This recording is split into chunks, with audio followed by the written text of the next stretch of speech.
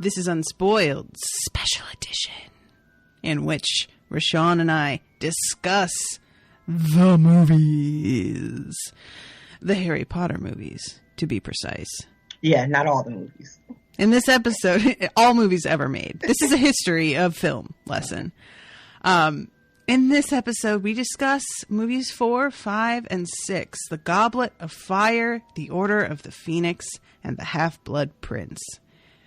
Mostly, we'll talk about The Half-Blood Prince. Probably. Welcome to Unspoiled Special Edition.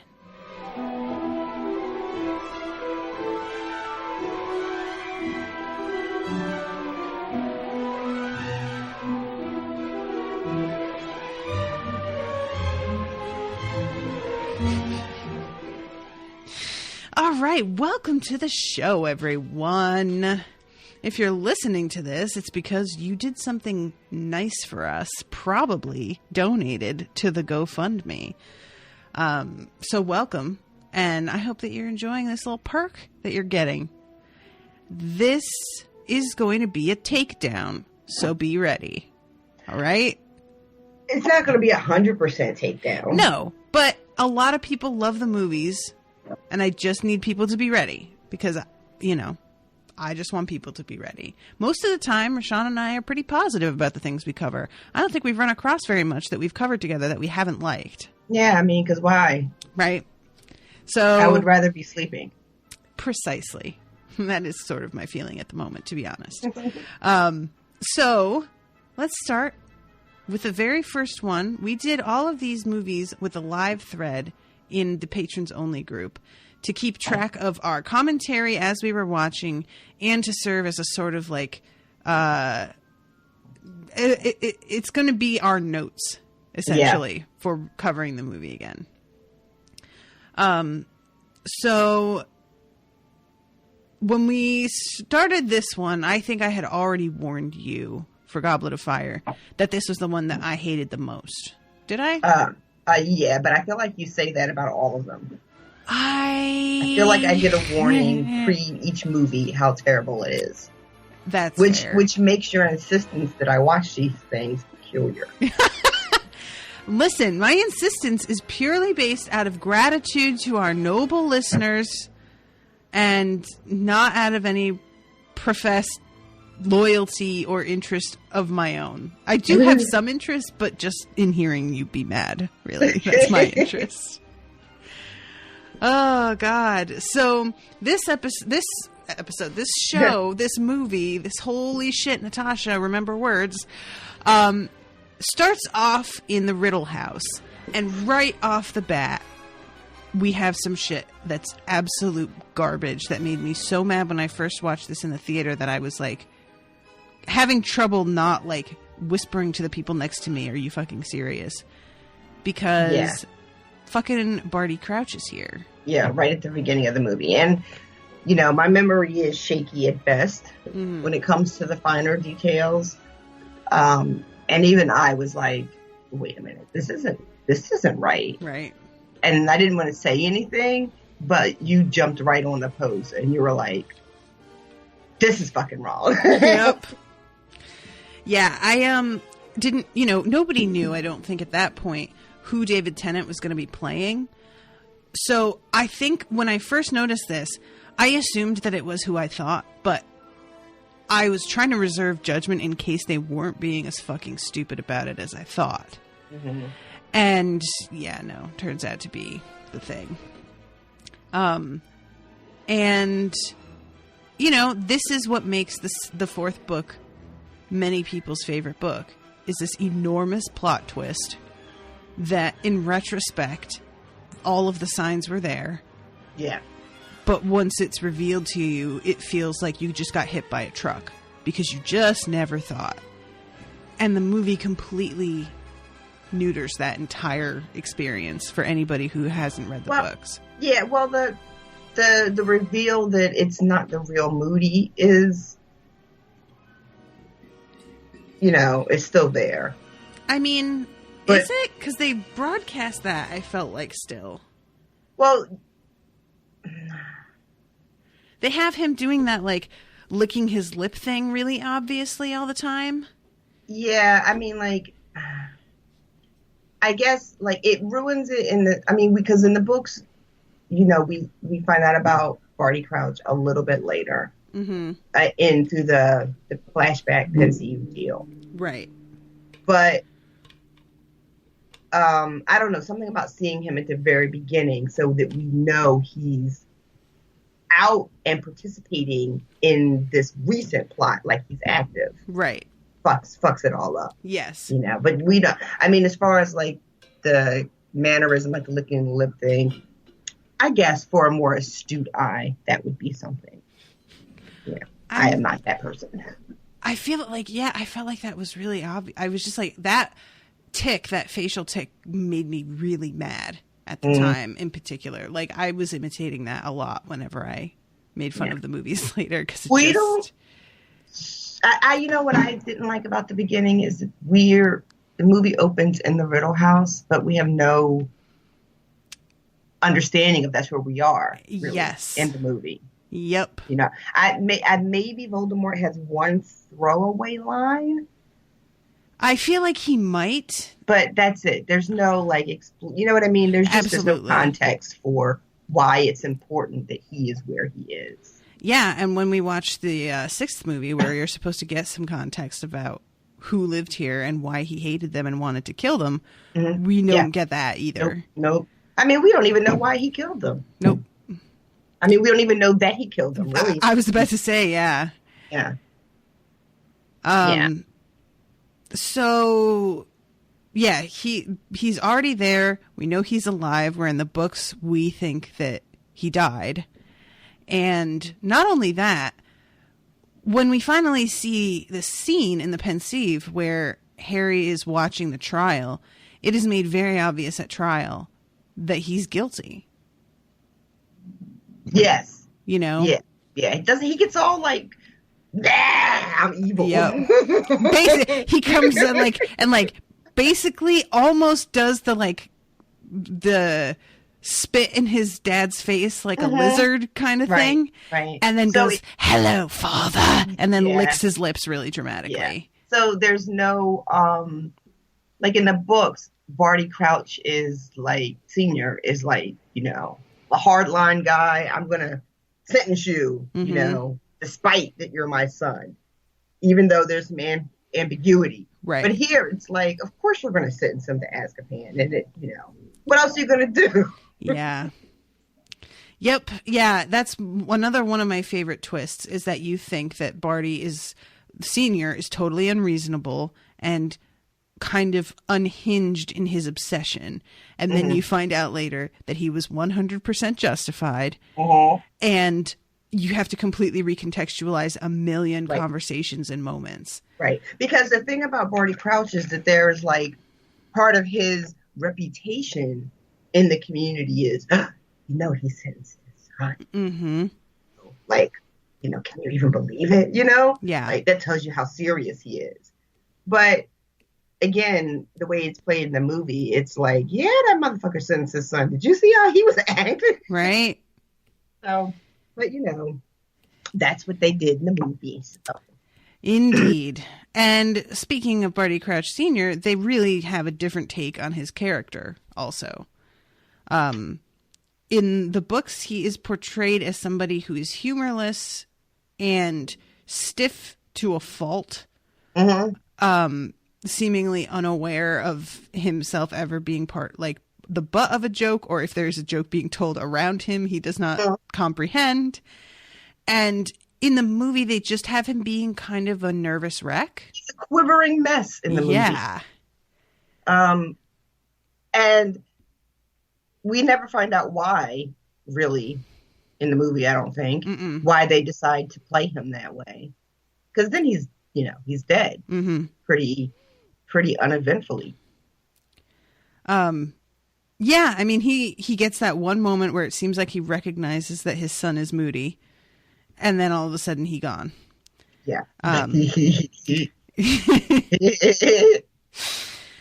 So, yeah, the whole deal with Barty and his son and that is just kind of, not handled well. And then the pacing of this movie is really, really weird. We go straight from the killing of, what's his name? Frank. Is it Frank? The old man who. Oh, the groundskeeper. Yes. Yeah. We go straight from there to Harry leaving to go to the Quidditch World Cup with the Weasleys. Yeah. Yeah. And if you're going to like jump to something, at least make it good. Mm-hmm. But they like sped to the scene so they could make it terrible. Yeah, I mean, the Quidditch World Cup was one of the things that I think most of us were looking forward to seeing the most. Yeah. And they did parts of it justice. First there's the whole traveling, and then we meet Cedric for the first time. Beautiful faced Cedric. Was that the first time we meet him? Yeah, I don't think he was in any of the earlier movies. Oh, okay. And when we first get there is the like hustle and bustle of activity and different fans and things like that. Yeah. The thing that like how they traveled. I was really the looking Portkey? for. No, not the. I'm sorry. I didn't like the way they dressed for travel. Like I remember, like there's so much to do about trying to blend in as they make their way to like where the Portkey is. Mm-hmm. But they just had like regular clothes on. Yes. That really bothered me. I know it's like stupid, but I was really annoyed by that. Yeah, that was something that I was in particular upset by. Even if our main characters didn't dress as ridiculously, once you get there, there's a whole joke about a guy wearing a woman's like nightgown. Exactly. Like everybody is dressed crazy because they all had to do the same thing wherever they were coming from to get to the World Cup. And the movie just was like, nah. Right.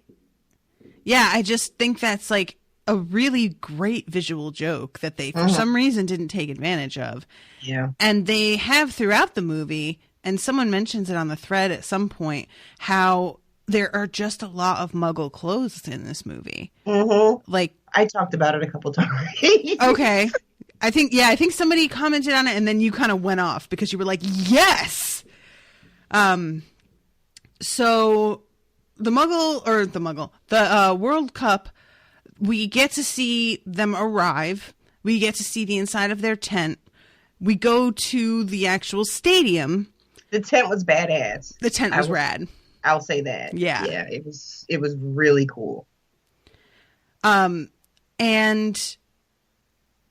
then we cut immediately from the introduction of the teams to that night celebrating. Yeah. And we don't see any of the match, which is... Yeah. We don't see the Vila, which was really looking forward to that whole scene. And they just were like, nah. Which was weird because without it, like, the thing with fucking... What's her name? The girl. The girl. Hermione? The Bill. Wait. Fleur. Oh, right. Yeah. But Sorry. for the rest of the movie, because we never really, you know what I mean? It just, I mean, I think they mention it later when she gets to the school. Do they ever? I don't remember. I feel like there might have been one sentence, but, you know, considering nobody who hadn't read would know what Vila are anyway, there's no point to doing it. Exactly. Like, throughout the movie, you see, like, Ron behaving weird around her and stuff, but I feel like you don't understand. Like, you're just supposed to think, oh, I guess because she's a pretty girl, you know? Yep. Like, that's just it. But yeah. Yeah, there's something about the way that we'll get there. So, yeah, we cut right from that. Don't get to see any of the match. Also, we have this moment of Malfoy kind of lording it over them that they're in the top box with the minister, even though in the books, so were they. Yeah. Which it doesn't really matter. It's just sort of a weird, like, oh, well, we really need to stick it to them. And it's like, yeah, but the fun part is that he's trying to stick it to him, and it turns out he has to share. Exactly. Which is, and there's also a little bit of conversation that happens in the top box, right? that we don't really get in the movie. Yes. I forget exactly what, but there's something. And then we meet fucking the minister's house elf. We don't meet her. There's just an empty seat and the minister never shows up, or Right. Barty never shows up. And everybody's like, where was he? And it turns out that, oh yeah, his house elf is there and holding a seat for him. And it turns out later we find out that was his son watching. Mm-hmm. Yeah. So there goes that. Yep. So we don't get to see the match, which is like the one time anybody gave a shit about seeing a Quidditch match. The fucking famous move. Wronski feint. Yes. And then we go straight from the tent where they're celebrating to the basically riot that happens because of the Death Eaters appearing for like the first time in the books. And this was so over the top compared to in the books. Mm-hmm. This wasn't a riot. This was like a full scale attack. Yeah. You know, like, and later after it happens at the match, one of the things that the ministry tries to be like, oh, it was some revelers that got overly excited. Mm-hmm. So, you know, thought it was a joke. It thought it would be funny to scare. You know what I mean? Yeah. But in the movie, it's like, that's not overexcited joking. Yeah, there's no way to cover that for sure. And we don't actually, because so much happens during that riot in the books. You know, they try and run, they get separated. Harry overhears somebody casting the spell. They meet Winky in the woods and she's trying to run and can't seem to run. All of the ministry officials like appear around them and try and stun them because they think that Harry and his friends cast the spell. He loses his wand. Like, there's so much there. But instead, we have fucking Barty Crouch walk out in the middle of a torched, like, wasteland in full view of anyone around, casting Mosmordre and looking straight at Harry and apparently heading toward him until other people show up and Harry like trips and falls and passes out. Yeah. Something happened. Something stupid. Yeah. The whole thing is just a mess. Like, I don't know what. There are a lot of changes that I'm like, I don't like the change. I get why they did it, but I don't like it. This, I really don't get why they did it. Why? It's just so fucking dumb. It doesn't make sense.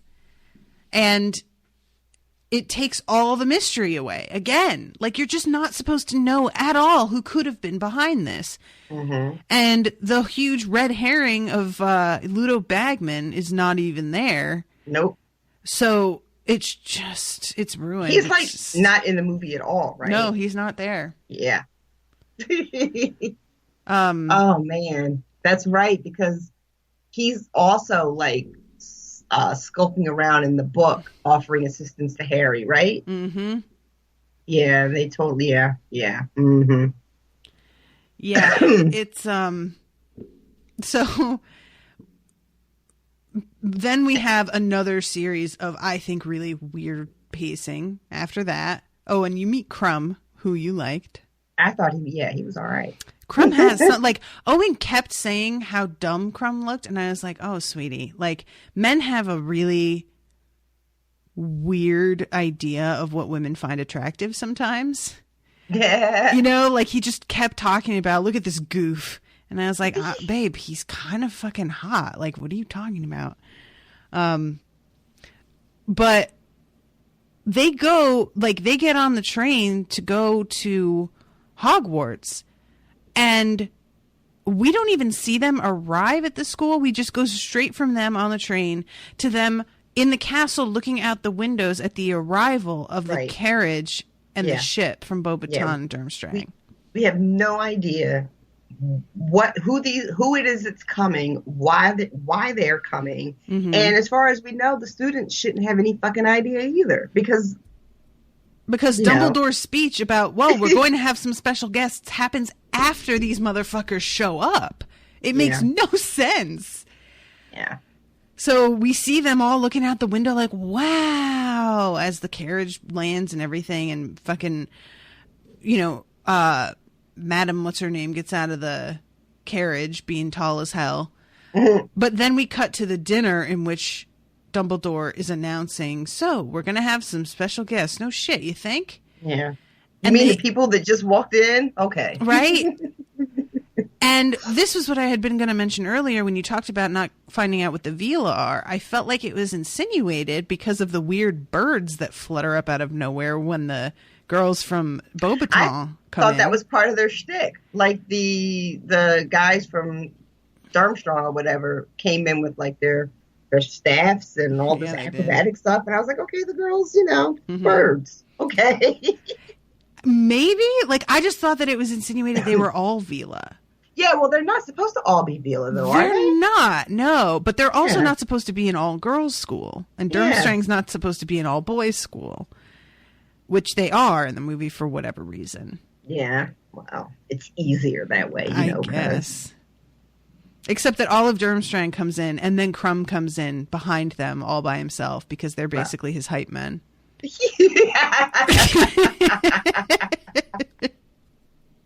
In his fucking fur hat and his fur coat that's like, it gives his shoulders this like football player look because the fur is piled like 4 inches high on each of his shoulders.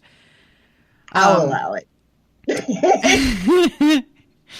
Owen's comment at this point when Dumbledore is like, introducing everybody and being super weird. I like how Dumbledore is clearly drunk at this movie. And this is the thing that I had completely forgotten. Moody, when he walks in the movie, they have the sky, the enchanted sky in the Great Hall, react to him as if it knows who he is. As if like some of the security measures in place in Hogwarts detect some trickery here. Just the one time though, because he's able to roam around the school for the rest of the movie. Yep. Not triggering any of the enchantments, but whatever. Just like, don't draw attention to it at all because that doesn't happen in the book. So don't have it happen and then not bring it up again. Like you can't, they keep doing this in all the movies. They'll say some weird thing that's not in the books and then they never do it again. And it's like, there are a million other places that would have happened, but y'all just had to play because whatever. And Moody teaches their first Defense Against Stargards class, in which we are supposed to get the impression when he does the Imperius Curse that he's making the spider do things on its own. I did not get that at all until he fucking said it. That it was supposed to be the Imperius Curse? Yeah. Like, I didn't, I mean, like, he says something like, what should I make it do next? Because I commented it. Right. I didn't realize he was making it do anything except float around. Mm-hmm. I mean, why would you? It's all it does is he's directing his wand in such a way. The whole thing is supposed to be like a mental thing, but he's flicking his wand around and it's just flying in those directions in a way that it wouldn't because it doesn't have fucking wings. Right. Imperius Curse doesn't give you superpowers. It just makes you do things that it could be undetectable whether you're doing it because you want to or not. So this one in particular was just like, you guys don't even know what you're doing. I'm sorry, guys. I swear the next movies aren't going to be as negative, but Goblet of Fire is the worst. Is it? I think it's the worst. Like the others have their own very specific disappointing things, but they hold together in terms of pacing and story as a movie way, way more coherently to me. Yeah. This was a mess from the opening frame all the way to the end. This is an example of a movie where if you hadn't read the book, I don't know that you'd know what the fuck was going on ever. I feel like there would be scraps of it where you'd be like, oh yeah, that. But there would be big spaces where you're like, and somebody would have to be like, well, in the books, and you're like, oh. And this demonstration of the Imperius Curse is an example of when you see the curse happening later, it would not be clear that they were the same thing. No, not at all. Not at all. So the twins put their names in, get some beards, and then start to fight each other. And then here comes the moment that will live on forever on Tumblr. I love how in the thread everybody was like, "Oh no, here it comes! Here it comes!" This fucking Dumbledore is just a hot mess. Oh my god! Here this director just had no idea what they were doing and had never read them and nothing. I need to click on this comment on a thread so I can see that GIF. There it is. First of all, the whole thing with Harry getting selected is just, drawn out in this way and then Harry goes in back where he's directed and Dumbledore, he looks like he is going to tackle him to the floor. Yes. Sprints at him. And he grabs him by the shoulders with his thumbs positioned in such a way that it looks like he's about to throttle him. Do you see that? It looks like he's about to grab him around the neck. Why did you put him in the Goblet of Fire? It is nonsense. And it just, that Voldemort's been around. Our Dumbledore knows that there's some shit that's going to go down every year. Right. This is just nonsense. You know what else is crazy about this? Is that he runs in the way he does, yells, and he's all manic. And then Harry says, no, of course I didn't. And then all of a sudden Dumbledore's super calm. Calms right the fuck down again. Oh, well, excuse me. I didn't mean to overreact that way. Everyone, he didn't put his name in. Do you guys want some drinks? I figure we could just... It's such a weird choice. Yeah. So, all right. So that's a thing that happened. And I think Ashley Peterson, patron, commented, in my opinion, calm, controlled Dumbledore is way scarier than a crazy, yelling Dumbledore. Oh, absolutely. Totally. People who keep themselves completely under control even when they're furious are so much more frightening. Just because that they're thinking about shit. Somebody who could go off, don't get me wrong, that's definitely scary in its own way. The sudden violence that can be unpredictable. But when somebody's just keeping a lid on it and thinking to themselves, they're coming up with the most damaging way to fuck with you. They're going to make that hurt. Mm-hmm. Or, as in Dumbledore's case, they're just being smart and fucking thinking before they talk.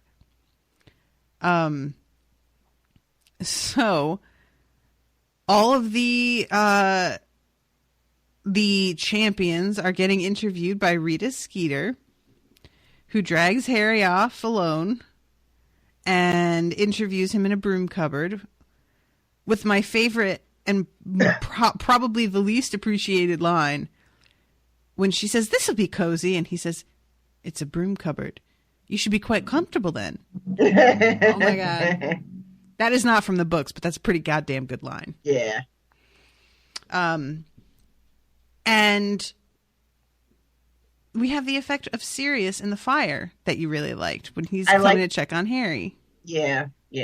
I thought this was a cool way to do it. It wasn't what I thought the movie would do at all, which they ended up doing in the next movie. Yeah. I didn't even notice that until you pointed it out. Yeah, for some reason. But this one where it's his face is almost made of the embers in the fire was really cool. Yeah, agreed.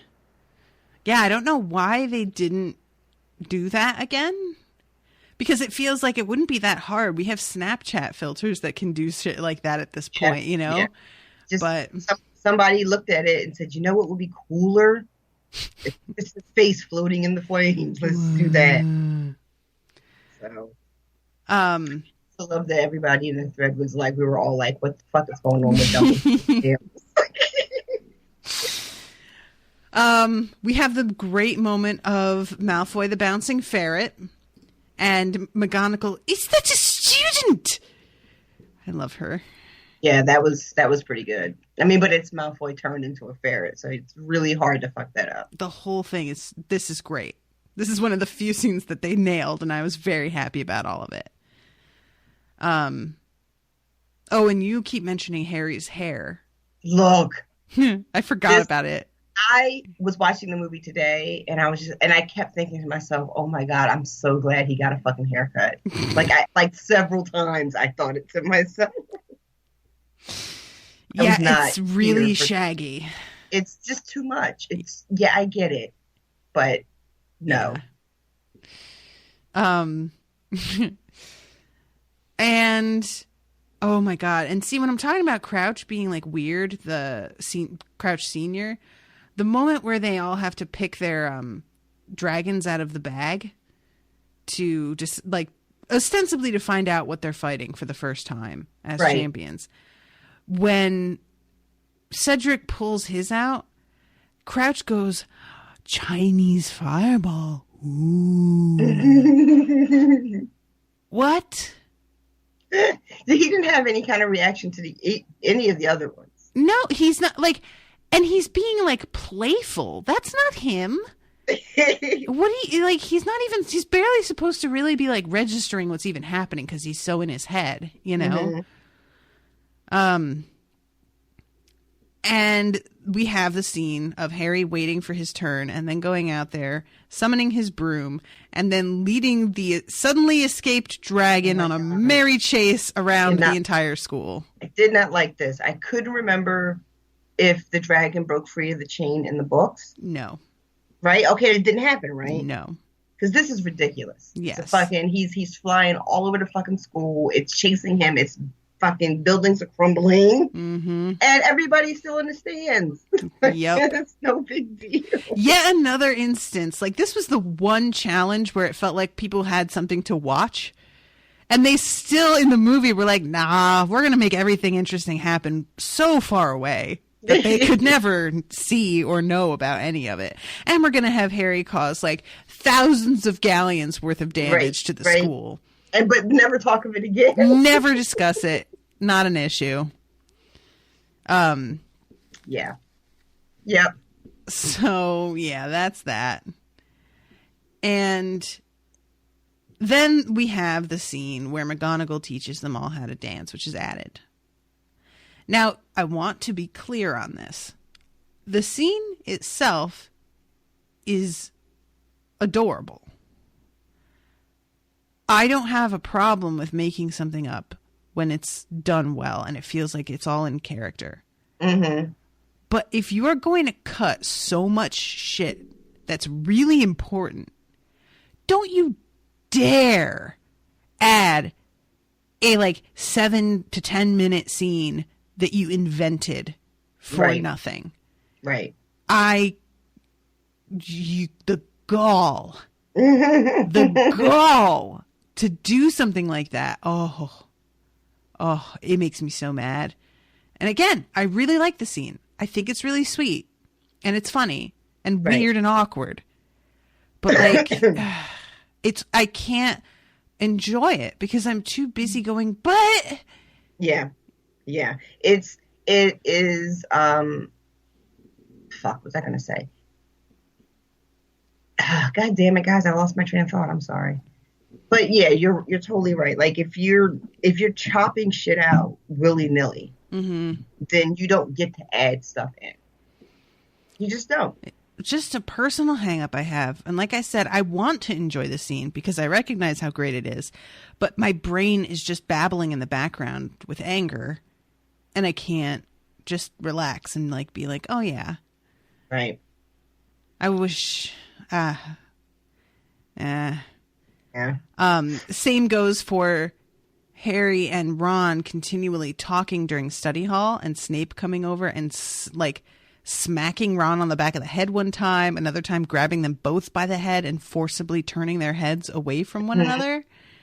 That's a pretty great scene too. I mean, the moment when Alan Rickman lifts each of his hands and pulls back each sleeve separately, very precisely, before going over and administering some discipline is pretty delightful. For a second, I thought he was just going to bang their heads together a la Three Stooges. That would have been pretty good. So then we go to the ball, the Yule Ball. Yeah. I didn't care too much I mean, it's easier in the book because we are in our own imagination of what the characters look like. Mm-hmm. You know, I mean, we get descriptions and we just kind of trust that that's what they are supposed to look like. Mm-hmm. So this thing that they insisted on doing with Hermione, Mm-hmm. Yeah. Oh, such a transformation. Yeah. I mean, she looks exactly the fucking same. Yeah. Except she's got a dress on. Even her makeup's the same. Yeah, it's all exactly the same. Even, like, her hair is... It's been curled. That's about it. It's been like those loose tendril curls. Yeah. Right? Like when you straighten it and then you do like a spiral curl or whatever. Mm-hmm. But for someone who has naturally curly hair, putting some curls in your hair for 6 days is, not that much of a change. Yeah, this is just not effective, especially because there's the whole thing in the books where she shrinks her teeth after being made fun of for how she looks. And this was something that I don't remember who brought it up, but just in general, how much of a pass Snape gets, and people think that he's being conflated with how Snape is portrayed in the movies, and they forget a lot of the cruel shit he did because that shit is just straight up left out. Yeah, it's just not in the movies at all. Yep. I think that is probably... I mean, I don't know. It's hard to say because my assumption is that people who love this series love the books, right? So we all know how terrible he is. But then you see the movies and you love Alan Rickman and Snape doesn't seem so bad. And like you said, it sort of gets conflated. Mm-hmm. So that when you look back on it, you're like, oh, it's easier to buy all that, always bullshit. Right. When you're... You know what I mean? When your memory is primarily based on the portrayal in the movies and how much shit was cut out. Yep. Because we just finished the 6th movie today, and Snape has really not been...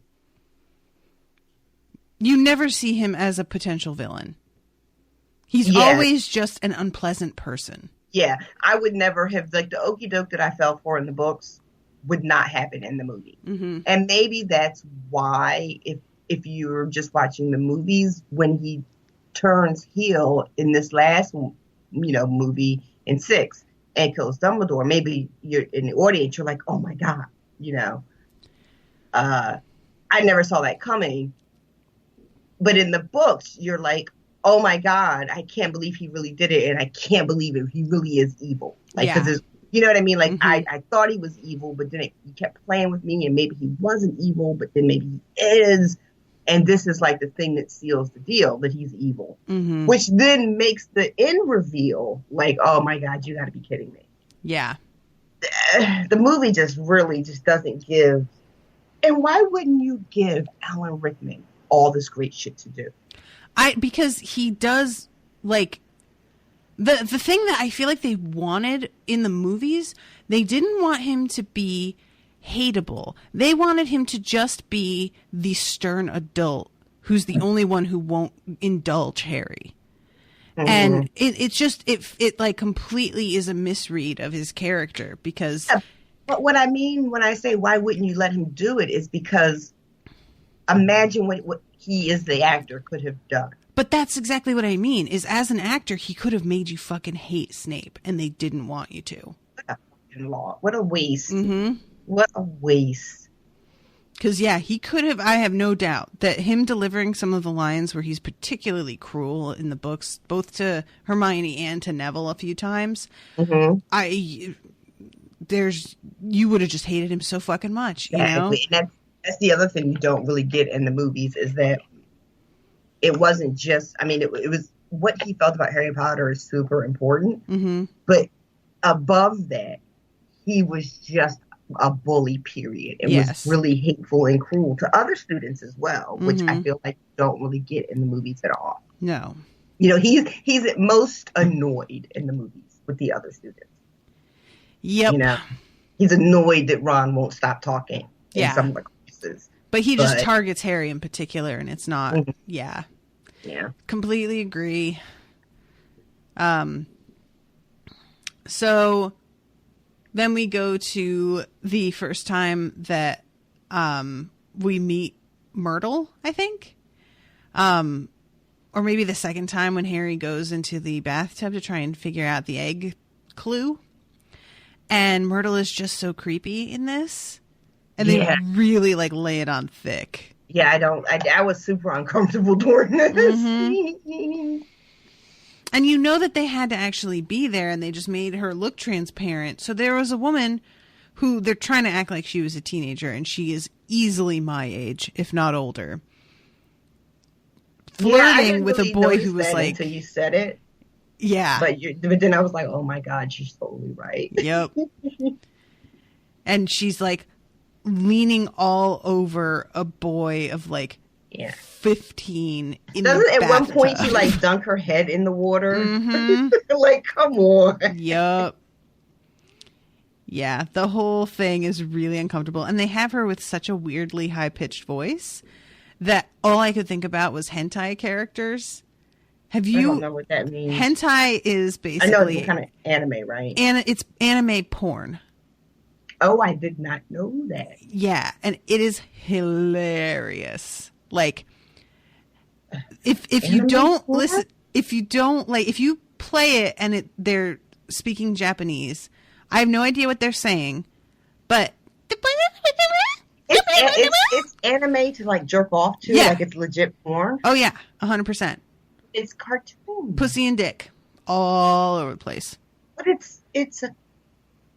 All right, you know, I'm It not is gonna super kink shame. popular. It is super popular. Like, good luck looking through porn on Tumblr and not having at least 25% of it be hentai. Really, Yep. really. And That is upsetting to me. when they're getting fucked, the sounds. Guys, I I'm mean- a woman who was not necessarily deeply unsettled about the idea of like bukkake, and this thing that you just told me has fucked my head all up. I'm sorry. I'm sorry to bring the one to be the one to open that door. I mean, I'm like 30 guys jerking off on a girl. That's fine. Mm-hmm. Animated porn. That's terrible. Right? Yeah, those things are not mutually exclusive either. There's a lot of those. no. A ton of those. A lot of women being, and always women that look like they're maybe not women, which is the other super creepy part. That What they do you are, mean, not women? Like young? yeah, Or- super young to the point of sometimes looking like they could be like 13. Oh, let's stop talking about this right now. Well, all right, I won't tell you this next part. Okay. When I say that the men sometimes don't look like men, I mean they're monsters. They're not actually human beings. Oh, God. Yeah. It's a weird world out there, lady. Wacky stuff. So we have the whole thing with the mer people, and then I'm just trying to like kind of skip through because we talked so much about this, and I know we want to focus on the other movies. Yeah, that's true. And All right, I do want to talk about how they never have Crouch with his fucking green hat on. oh yeah, Like, well no, you it's mean so- Cornelius Fudge, right? Oh, Fudge. I'm sorry. Yeah. Yeah. Yeah. He Never had, once. like Like, how hard is that? it was like a lime green bowler hat and like red shoes or something. Like it was a combination that I was like, wow. Yeah. And it's not like they had him in the movie without a hat. They gave him a hat. Mm-hmm. Just let's make it black. They just made everybody look super ordinary. Yeah. Oh, did you go away? No, I'm still here. Oh, okay. I heard this like weird background sound. It sounded like you were. No, that was calling the cats. No. Fine. So we get the scene in the Pensieve where it's not at all up for debate whether or not his son is guilty. The way they go into Pensieve is, was it different this time in this last movie? Yeah, I feel like there's much more of a, like, he's sticking his face in a bowl of water kind of moment. Yeah, and then it's sort of like all floaty and misty. Yeah. And in this movie, in Goblet of Fire, he kind of gets, like, sucked in, right? Yes. Yeah. It definitely feels more just like he got yanked. Mm-mm. So they do the Pensieve. And Karkaroff, when he's like, they're like, well, give us a name. Barty Crouch Jr. Oh my God. Can you please be more corny? I don't think you can, but try. Oh, that was the lamest shit. I just get so mad, guys. I get so mad. Yeah, I didn't like this Dumbledore. It keeps coming up. Right. I was like, this Dumbledore is weirdly manic. So, final task, the one that arguably in the books is the most cinematic. Dude. They completely gut. Dude. There's like so many monsters and cool things that happen. Him getting like hung upside down at one point. And the world seeming like it's been thrown off kilter. Mm-hmm. All of this stuff that I think could look amazing, and they didn't do any of it at all. Yeah. Yeah. They did the second task, the fucking merm people deal. Mm-hmm. They cheated us out of like Dumbledore talking. Oh my God, you're right. I forgot about that. Because of my theory that he just stands on the shore and sticks his head into the water really awkwardly. Like a fucking ostrich. So throughout the task, they have Moody, he doesn't, like, in the books, it really feels like he's asking him over and over. And I'm probably thinking of Bagman too. Okay. About, like, do you need help? I'm here if you need help. Mm-hmm. And was that part, like, there's only like one scene, I think, in the movie where Moody offers to help him, right? Yeah, I think so. Yeah. Oh, and speaking of help, it's Neville who gives him the gillyweed, and Dobby is not in this movie at all. That's right. That is right. I almost forgot that. Yeah.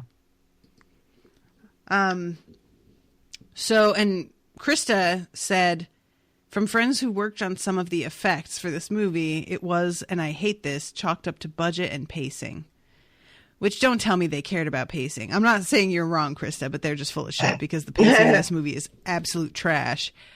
Budget, maybe, but like that mer people sequence went on a long time. It really did. And it wasn't even like a scene from the book that I would have been interested in seeing extended. No, I feel like that's one of the least interesting of the tasks. Same. And just in the least interesting scene and one of the least relatable moments in terms of Harry being genuinely worried that his friends are going to die. Yeah. Because you're just really like, why would you think that? Yeah. Also, I think I raised this just from the book, as well. So this isn't a movie critique, but what kind of school says this is okay? Mm-hmm. Let's just grab some students up and put their lives in jeopardy. Yeah. For shits and giggles. But okay. And then I'm trying to think. I know that I just feel there's a lot of other stuff because the movie really just goes from task to task, right? Right. Yeah, pretty much. And I feel like there was other stuff in the book going on underneath it all that just is like not even any part of any of this story. Yeah. I mean, they do precious little, like, we'll get into this more later. Yeah. Because I want to kind of nail that home a little more. They they completely took out the part about Rita Skeeter Mm-hmm. Being a fucking bug. Yes. And Hermione being the one that figures it out. Yes. But, and also that's another thing too, is that in the books, there's all this, stuff coming out in the paper about Harry constantly. Mm-hmm. We see her interview him in the cupboard. And I think the movie does a thing where you kind of see the Daily Prophet a couple of times. Yes. There's one point where she's like talking shit about Hermione and stuff, but it doesn't really feel like everybody's hating Harry because of this stuff. It's it really doesn't. The movie decided that it was going to be about the tasks, and that was it. Yeah. So the last scene, though, at the end of the third task, I know that you did not think that the thing that was holding Harry was. Oh my God! Am I wrong? He's acting like he's struggling because there's this like specter of death with what do you call it? Scythe that's like been magically twisted so that it's right over his chest.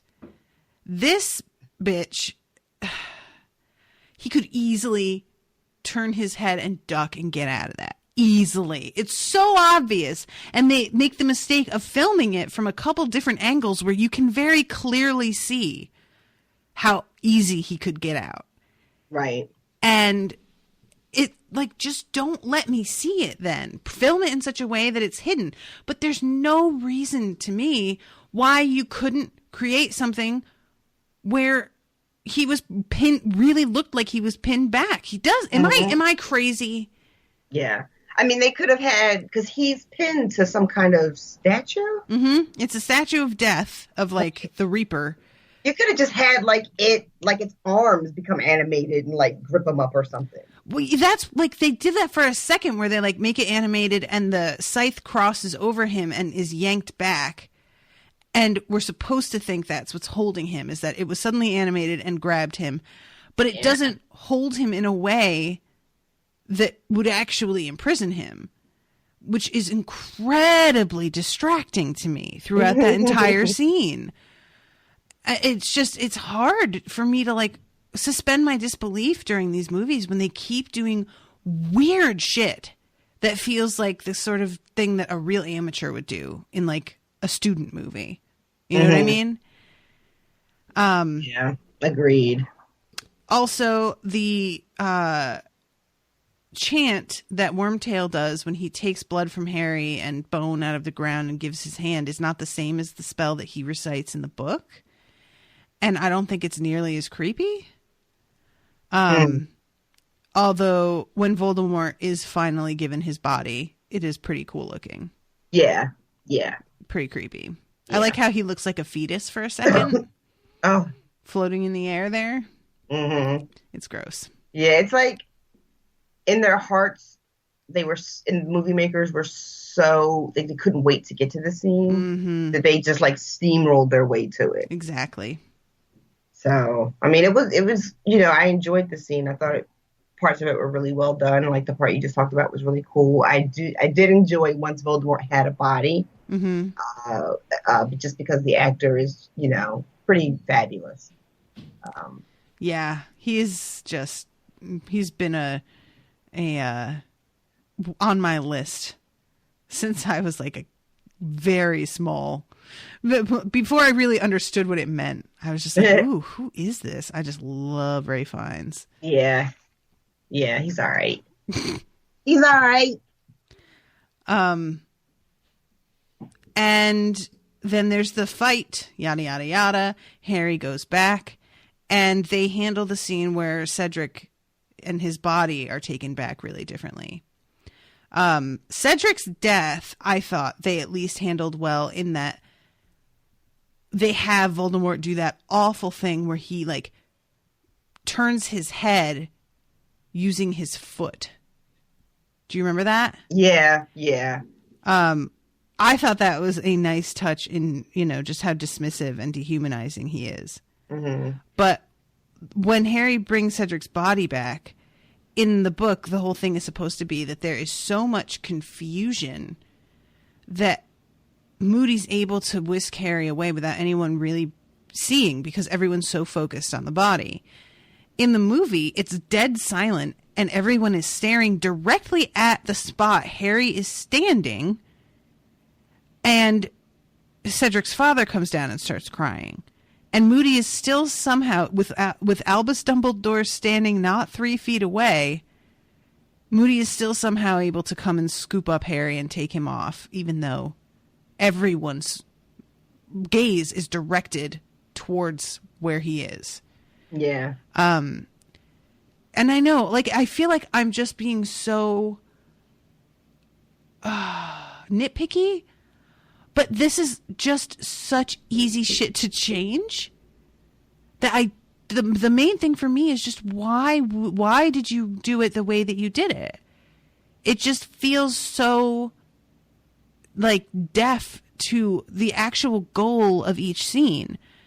The focus that they decided to have in that scene was his father's grief, which I understand wanting to do that, but one, this movie isn't really that kind of movie.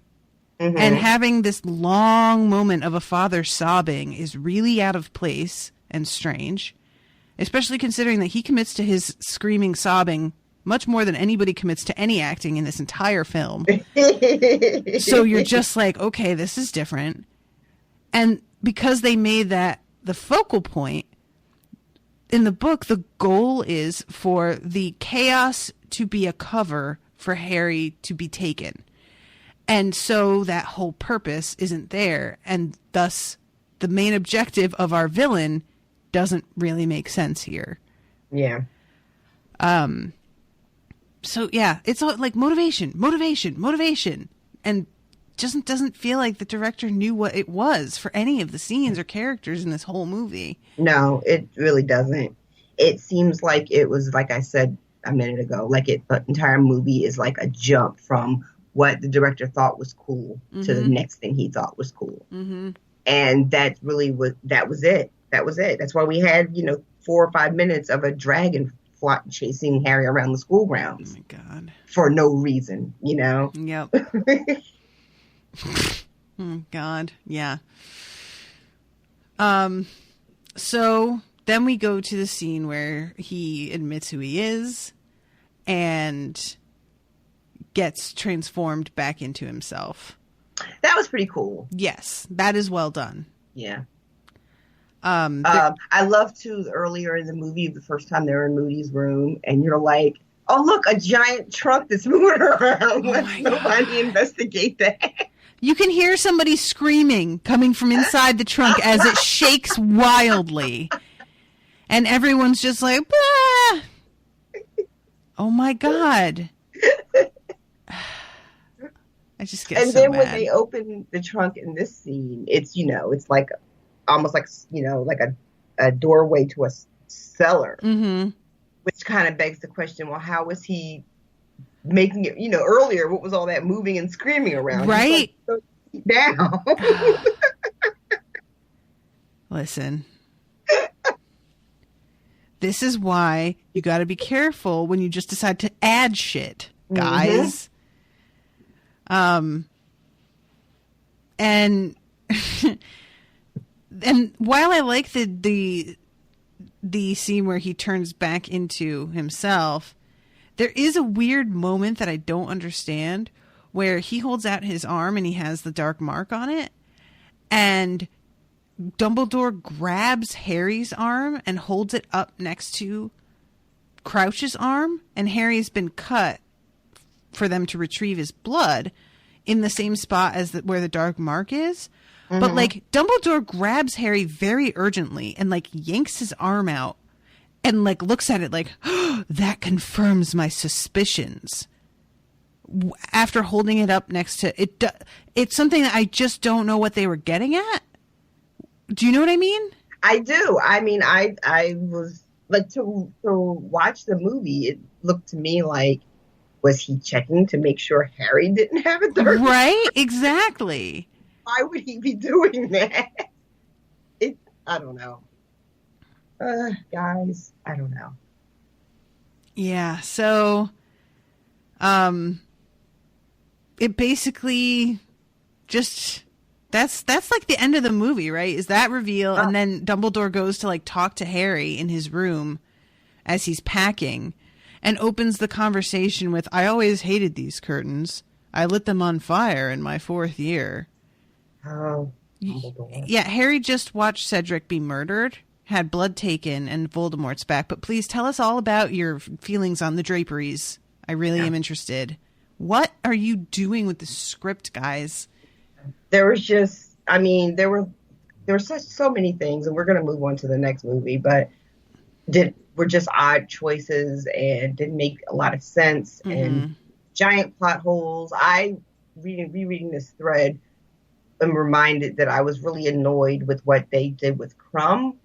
Right. For some reason. I mean, they didn't really get into that whole subplot anyway. But then when they did mention it, that, you know, Hermione was spending time with him, and they had her play it like, oh, he's not very bright. You know, he basically just watches me while I study. Mm-hmm. It's just like, if you're not going to talk about it, don't talk about it. Yep. You know, just fucking throw out this weird thing that's nonsense and just don't talk about it. Yeah. Agreed. I mean, that's kind of how I feel about a lot of stuff, is that I think that they wanted to be like, oh, guys, look, do you remember this? Do you remember this part? And wanted to like play fan service to the audience by low key including some weird shit that's terrible service. No tip. But no tip. Right, exactly. It's like they think that they're being smart by like waving at us with something, but they don't do a good job with it. So it just feels like, why did you bother? All right, moving on to Order of the Phoenix. Let's just get out of here. Let's just get out of here. If you haven't already, tag me in that one. Oh, I will now. I'll do it again. How did you feel about the casting for Umbridge? I thought it was pretty fucking solid. Yeah, same. Yeah, I thought she was pretty good. She somehow misses being quite as infuriating, I think, mostly because they decided to play her as slightly incompetent. And in the books, a lot of the things that she does that are awful, she's doing to bait Harry because she's trying to discredit him. Mm-hmm. But it's just, yeah, I wish that they had allowed her, I think, to be more of an evil mastermind. Yes, in the agreed. Movies, you know? Yeah, because she's not an idiot. Mm-hmm. And, oh, my computer just froze. Oh, no. Hello? You still hear me? Yeah, I can still hear you. All right, at least Skype didn't fuck up. Oh, it didn't freeze. I did something stupid. I think that out of all of them so far that we've watched, this one was the best. Yeah. I mean, I really, really enjoyed the first part of part 6 of movie 6, rather. I did. I really enjoyed it, even with the changes that we'll talk about. But maybe as a whole, you're right. This is probably the one that, bears up the best. It was the one that pleasantly surprised me the most on the rewatch, at least. But you also say at the beginning of this thread that you remembered very little about this one. Well, that's what I mean by pleasantly surprised. Like, okay. I went into it just going like, I don't remember if I liked this one or not. And then once we started rewatching it, I was like, oh, this is pretty good. Because we start off with Dudley and Harry out on the playground and the whole thing with the Dementors showing up. And I thought that the setting of the atmosphere and tone here was done really, really well. Yeah. And them running down into that like weird tunnel that goes under the freeway and getting caught in there. Like, there's just something about this scene that feels like more serious and adult than the rest of every other time Harry's been with the Dursleys to start off the movie, it's felt really childish. Mm-hmm. And this was a pretty solid, like, Harry's dealing with some shit, and this kid isn't just a little bully anymore. This kid that he's talking to could fuck him up now. Like, Dudley got big. Yeah. So, and when they're running, like the whole thing, I don't know. There was a real tension there that I feel like is pretty rare for these movies to be able to make me feel. And then Mrs. Figg arrives. Yeah. This was great. Yeah, she's pretty fun. Yeah. Her performance later at the Wisengamot, yes, was different from the book, I felt. But I did enjoy seeing her in the movie. Yeah, I think they have her be a little bit more together. Yes. Like in the book, it's almost like you could tell she's kind of like when it gets to when she describes the Dementors, I think in the book it's kind of like she's almost just saying what she's heard it's supposed to be like. Mm-hmm. But in the movie, she seems like a solid eyewitness. Exactly.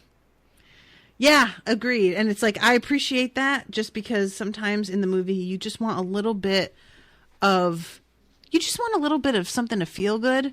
Like the books, she's pretty brutal in the beginning of this book. Harry doesn't get a break, and I think the movie was taking pity on us a little bit and being like, we're gonna throw you a bone here and let them have a decent witness for a change. Yeah, that's okay. All right. So then Harry gets picked up by his surprise people who ride recklessly through the ships on the Thames. What is this? They might as well just been walking on the fucking sidewalk. Like, what the fuck? In the books, they're like almost like above the clouds, they're like zooming through town and shit, they're buzzing by people's windows. And then they go to Grimmauld Place. And I said in the comments, somehow they make Grimmauld Place even more unpleasant than I pictured it. Well done. This is super true. Like, in the books when I'm reading it, you can tell me that it's dusty and old and creepy. And that's all something that I can still picture as being atmospheric, but not uncomfortable. Right. But in the movie, they lean really hard on making things look like they're molding or mildewed. Yes. And it just adds this whole other gross layer. Yeah, there's like a greenish kind of pall on everything in the house. You can, like you said, use the mildew and musty. Like you can almost imagine what it must smell like. Yeah, they fucking cut out the screaming mother portrait. Yeah, they did. Like, why would you take that out? Again, something that I thought was very cinematic, the whole idea of it. Yeah. But I mean, and you got to figure it had to be a really easy thing to do. It's not like a super crazy expensive special effect or anything. Exactly. But for whatever reason, and that too, between the portrait, creature, the way the house is in, shambles, like you really get this. It builds just how unpleasant it is to be here. Right. Meh.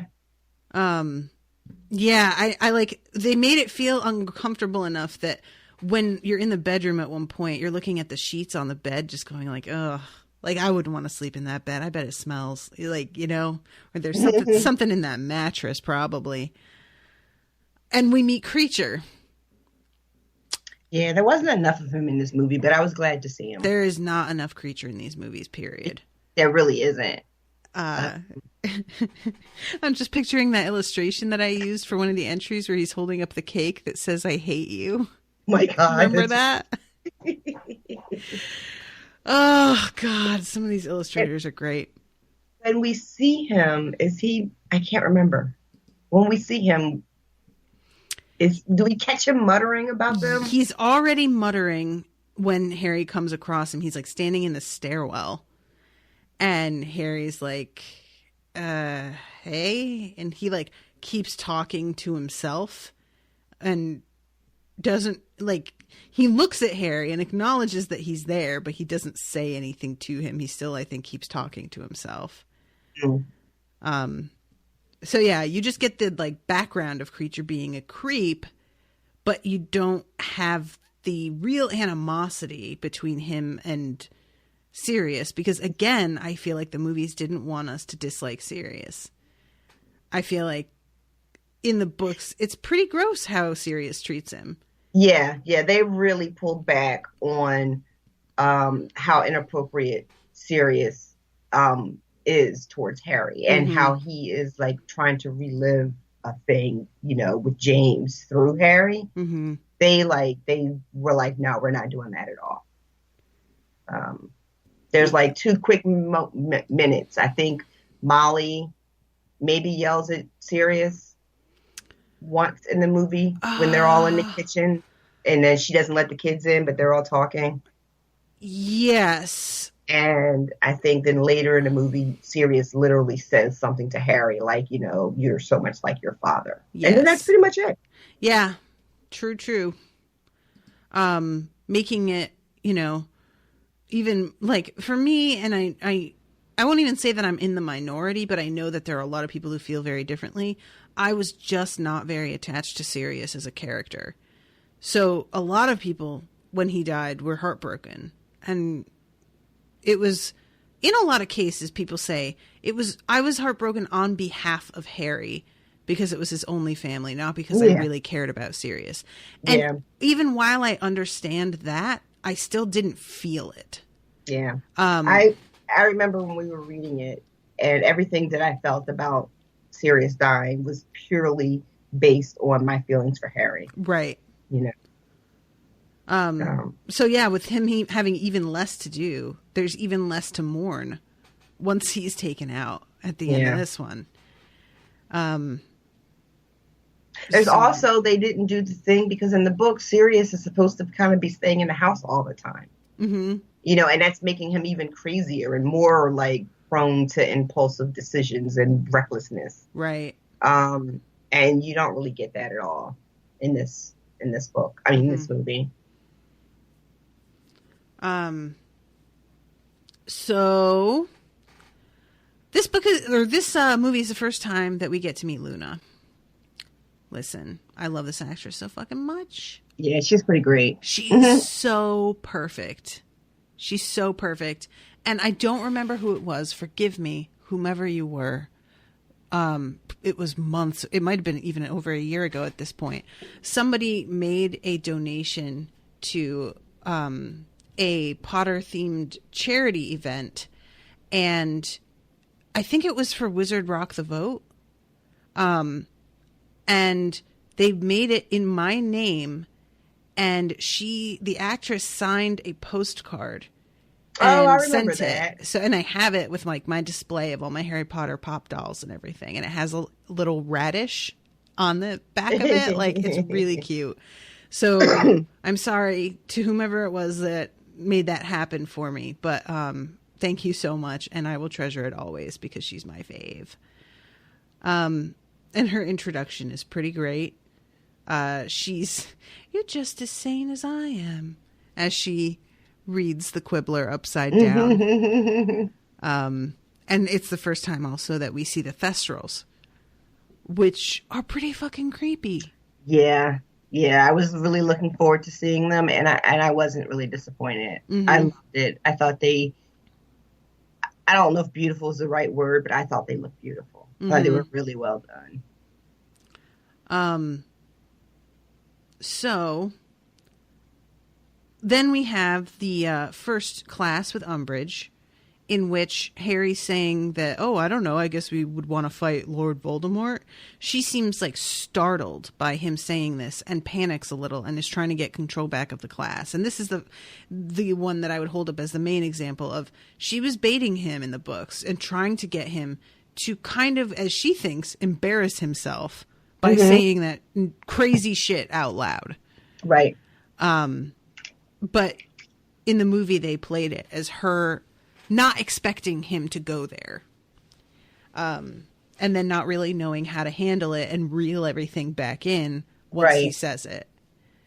Like she lost control when really she was in control of the whole thing. Like she orchestrated this outburst. Mm-hmm. Exactly. And it really feels like that in the movie, he's the one with more agency in this scene, you know. But they do that to her throughout the whole movie. Yeah, for some reason. So like everything with her in the movie is reactionary. You know? Yes, very much so. Yeah.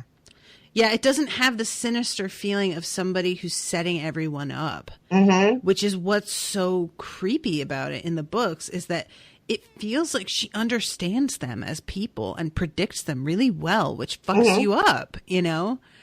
And the one thing, though, that I really did like is the montage of all of the new decrees that come out.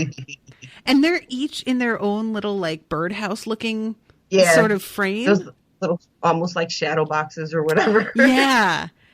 And I just really wanted there to be a scene of Filch just like in the wood shop making piles of these weird little frames, because there are so many of these decrees coming out. And as she's doing this, Harry is engaging with the DA that he has set up. And I think they do a really great job in the movie of presenting how good Harry is at teaching. And it really made me like feel like he should have done that instead of being Aurora. Not that there wouldn't be dark wizards to catch still after everything went down, but I would feel like they'd feel like less of a threat without somebody supernaturally powerful to censor themselves behind. And teaching would be a great defense, right? Like, I wonder if the defense... Sorry, go ahead. I was going to say, well, that's why they cut education funding, so... Oh, my God. True enough. Commentary. Trenchant. I wonder if once Voldemort died, did the curse break on the position of Defense Against the Dark Arts teacher? That's a really good question. I would lean toward yes. Yeah, I would think so, right? I'm going to Google this and see if it was ever answered. So what else is coming up here? Oh, occlumency, which it feels like a footnote in this movie. It totally is. I liked what they did with Harry's, like his dreams. You know, I thought that was pretty well done in the movie. Agreed.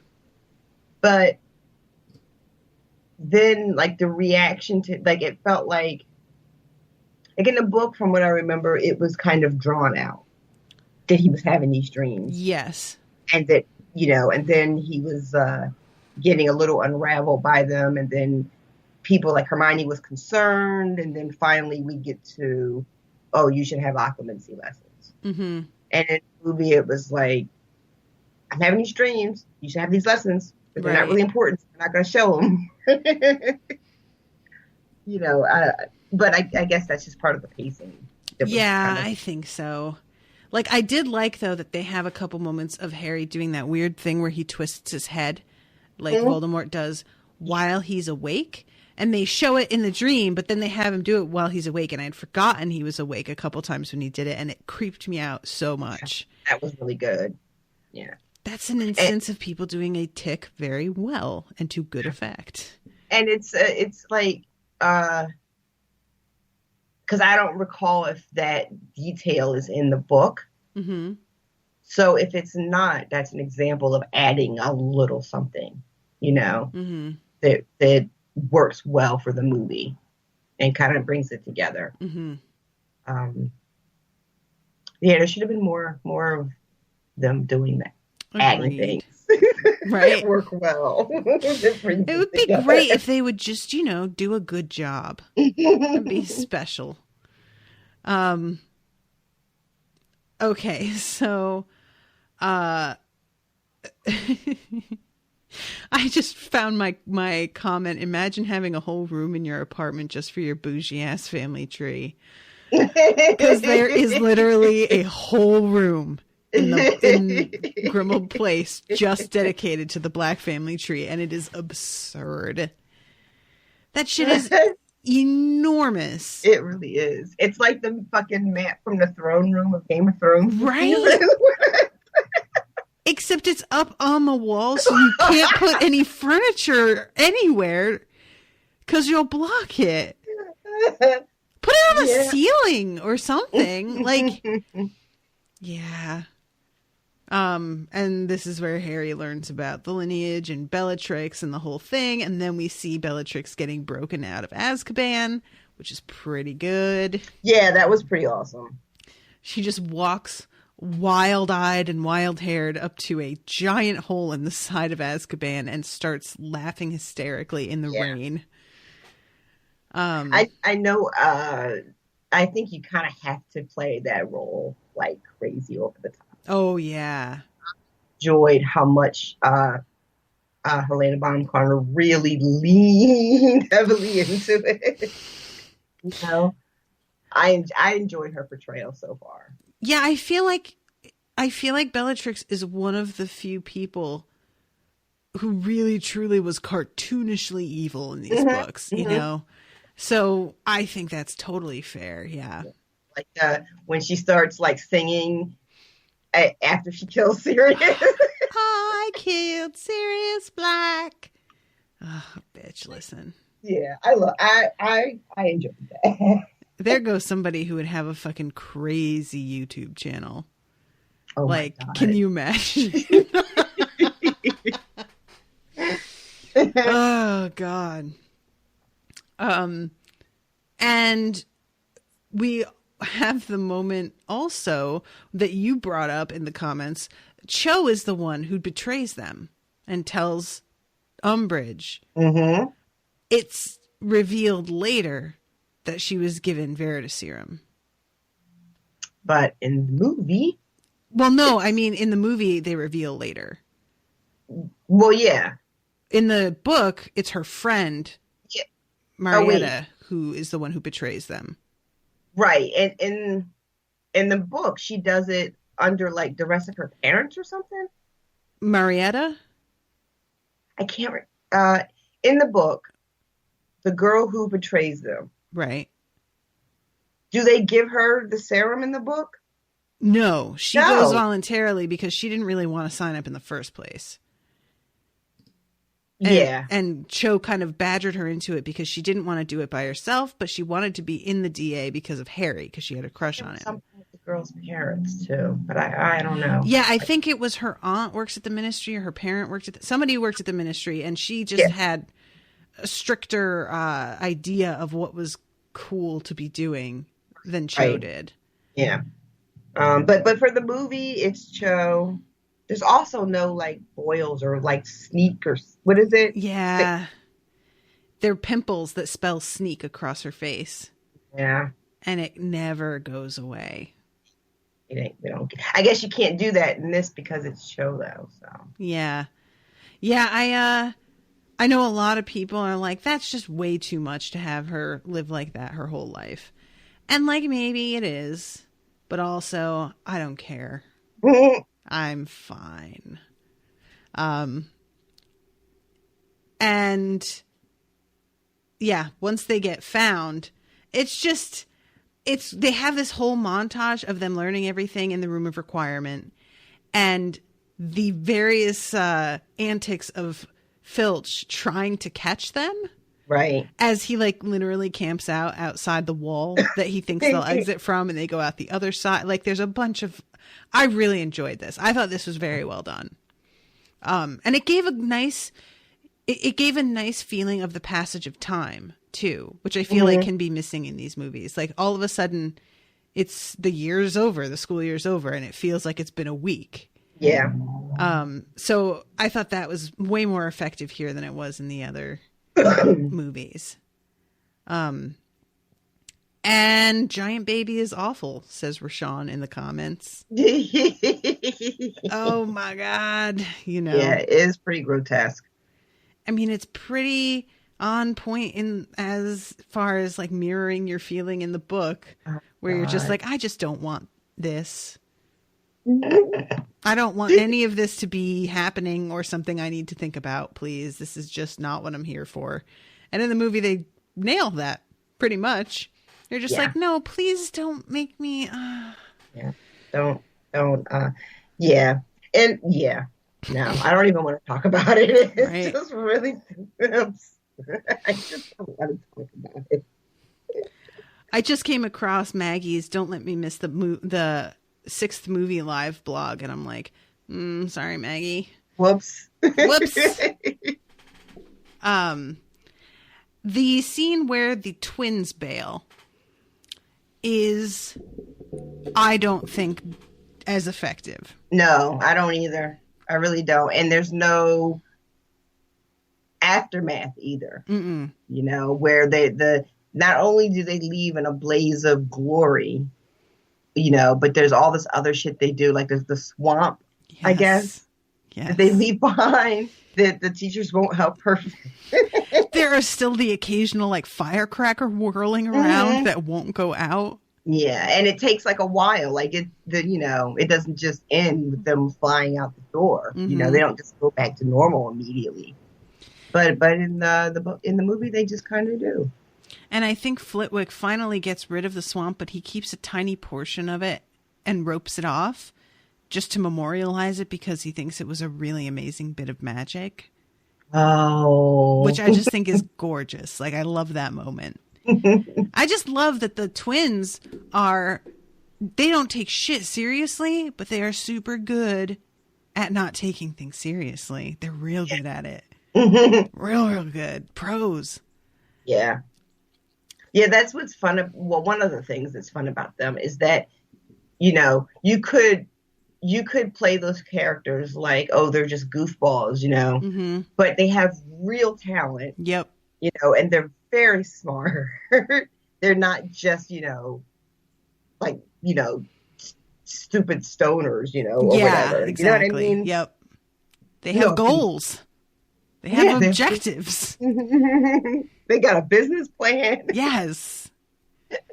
And of course, part of why it wasn't as effective for me when they leave is because there's no Peeves for them to tell, give her hell from us. Yeah. So that was always something I loved, is how, you know, Peeves, like the twins are probably as close to Peeves in personality as any human being will ever be. And them having sort of like an emissary in the school that remains after they're gone to continue on their noble work. Yeah.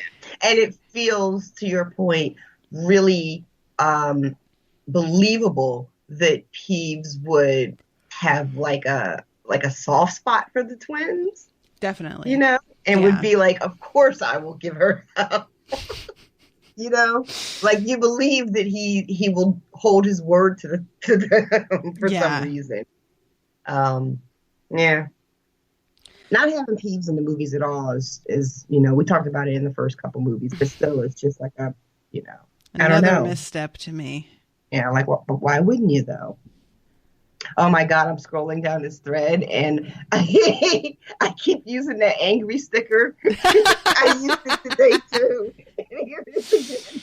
Yep, because the reason that one comes up here is once they finally go through the whole thing and go to the ministry, there is we need to find the Department of Mysteries. We need to figure out which room. We need to get attacked by fucking brains and clocks that spin backwards and make you go turn into a baby. And yep, none of that. None of it.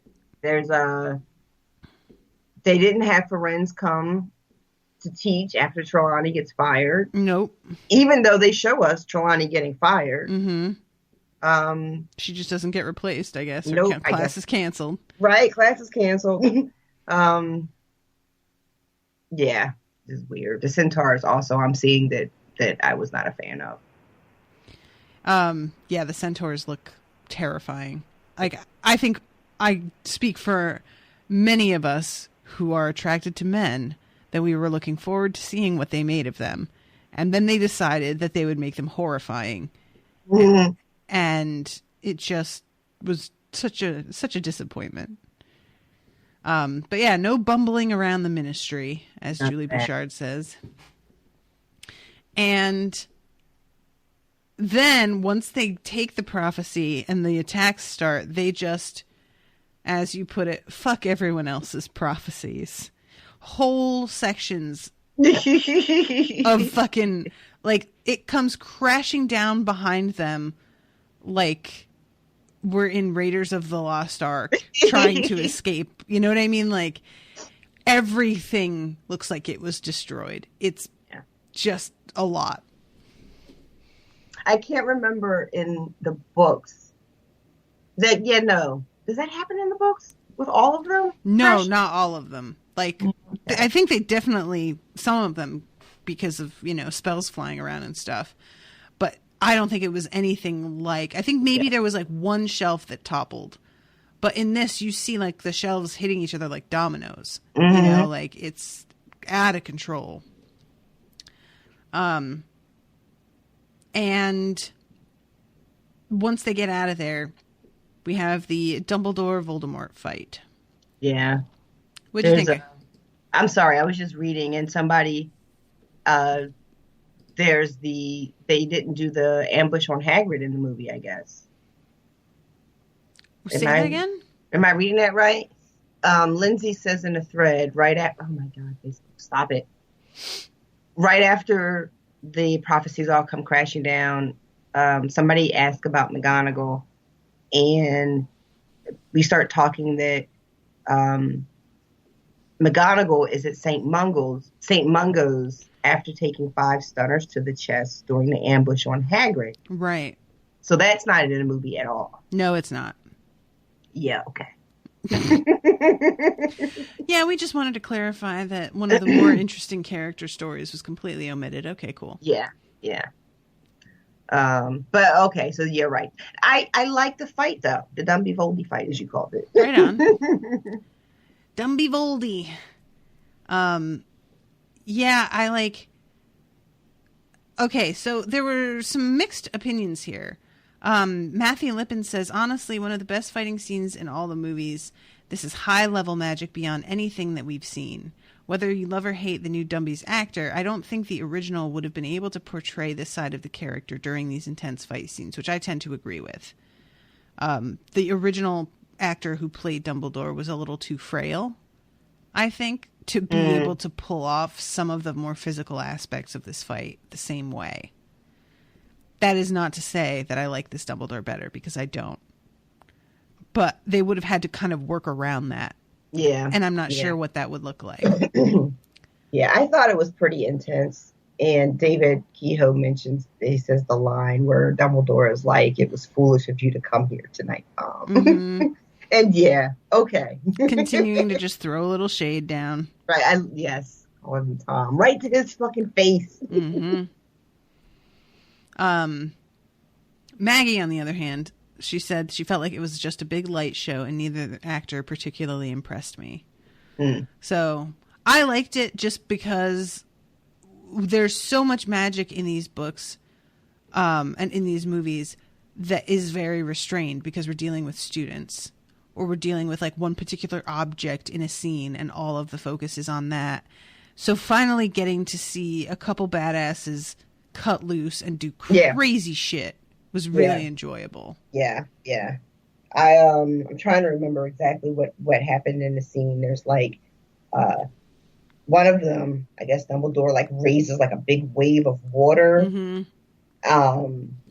What else cool happened? There's I think Voldemort like breaks like a whole ceiling of glass and starts sending all the shards towards Dumbledore. Yeah, that's right. And he like dissipates them into sand. Yeah. Yeah, there's a couple different like transformational things. I think a statue gets like animated, doesn't it? Oh, I don't remember. Maybe that's just in the books. I'm just picturing that. Yeah. But yeah, I enjoyed this. Yeah. And I thought Harry being possessed by by Voldemort, I didn't remember how they did it, but having the just brief flash of seeing Harry from the outside and then focusing more on what he's seeing on the inside was a smart move. Yeah, I agree. I didn't recall that was how they handled that at all. And I was like, oh yeah, that's way more interesting to watch than to sit there and just watch him writhing around on the ground, lip syncing. Which is what I expected that we were going to see. Agreed. Totally thought so too. So then we go back and you mentioned how Ginny in the movies is just so nothing. Yeah. Isn't it a bummer? It is. We'll talk about this a little bit more when we get into the next one, but I have things to say about Ginny. But yeah, it pretty much ends with like Harry, like upset about Sirius, but we don't have the huge fucking temper tantrum that he has in the books, which I missed a lot. Like, they have him be way too calm. And I was really looking forward to seeing him flip the fuck out. Yeah, because it's fucking due. Mm-hmm. He has earned this moment of just letting it all out. Agreed. Yeah. And he doesn't get it. He sure don't. So, all right. That's enough of that bat. You want to move on to the last movie? Yes, ma'am. All right. So, what were your feelings overall here? Well, okay. So, I really enjoyed the first part of the movie, and I said that already, but I did. And even though there were a lot of changes, even early, the movie was entertaining enough that I didn't find myself stopping every 5 minutes to be like, oh, what the fuck is this? Agreed. What the fuck is that? What are you doing right now? It was more of like after we would see one thing and then get to the next thing, and I'd be like, oh shit, I guess they're not going to do that. But I would only be out of the movie for like a second. Yeah. And then it just fucking snowballed into shit, guys. It snowballed into shit. Yeah, this is what I was trying to say, because you're saying, I keep saying each one is the worst one. It's not that this one's the worst movie. It's that it makes the most dramatic and unforgivable changes to the material. Yeah. Goblet of Fire is just a mess as a fucking film. Like, it's just awful. But this was something that, as a film, it hung together really well. It's paced really well. I think the acting's the best that it's been so far. Yeah. But they just leave shit out that's so important. Yeah. Up into this movie, the stuff that we've talked about, they've changed. Some of it has been important shit, right? Some of it has just been style changes that just don't make sense. This movie took chunks of important information and was just like, nope, we're not gonna get it. I thought we had an understanding, Rashawn, that you don't say chunks to me. Oh, please don't ever again. I might have to call an end to this podcast.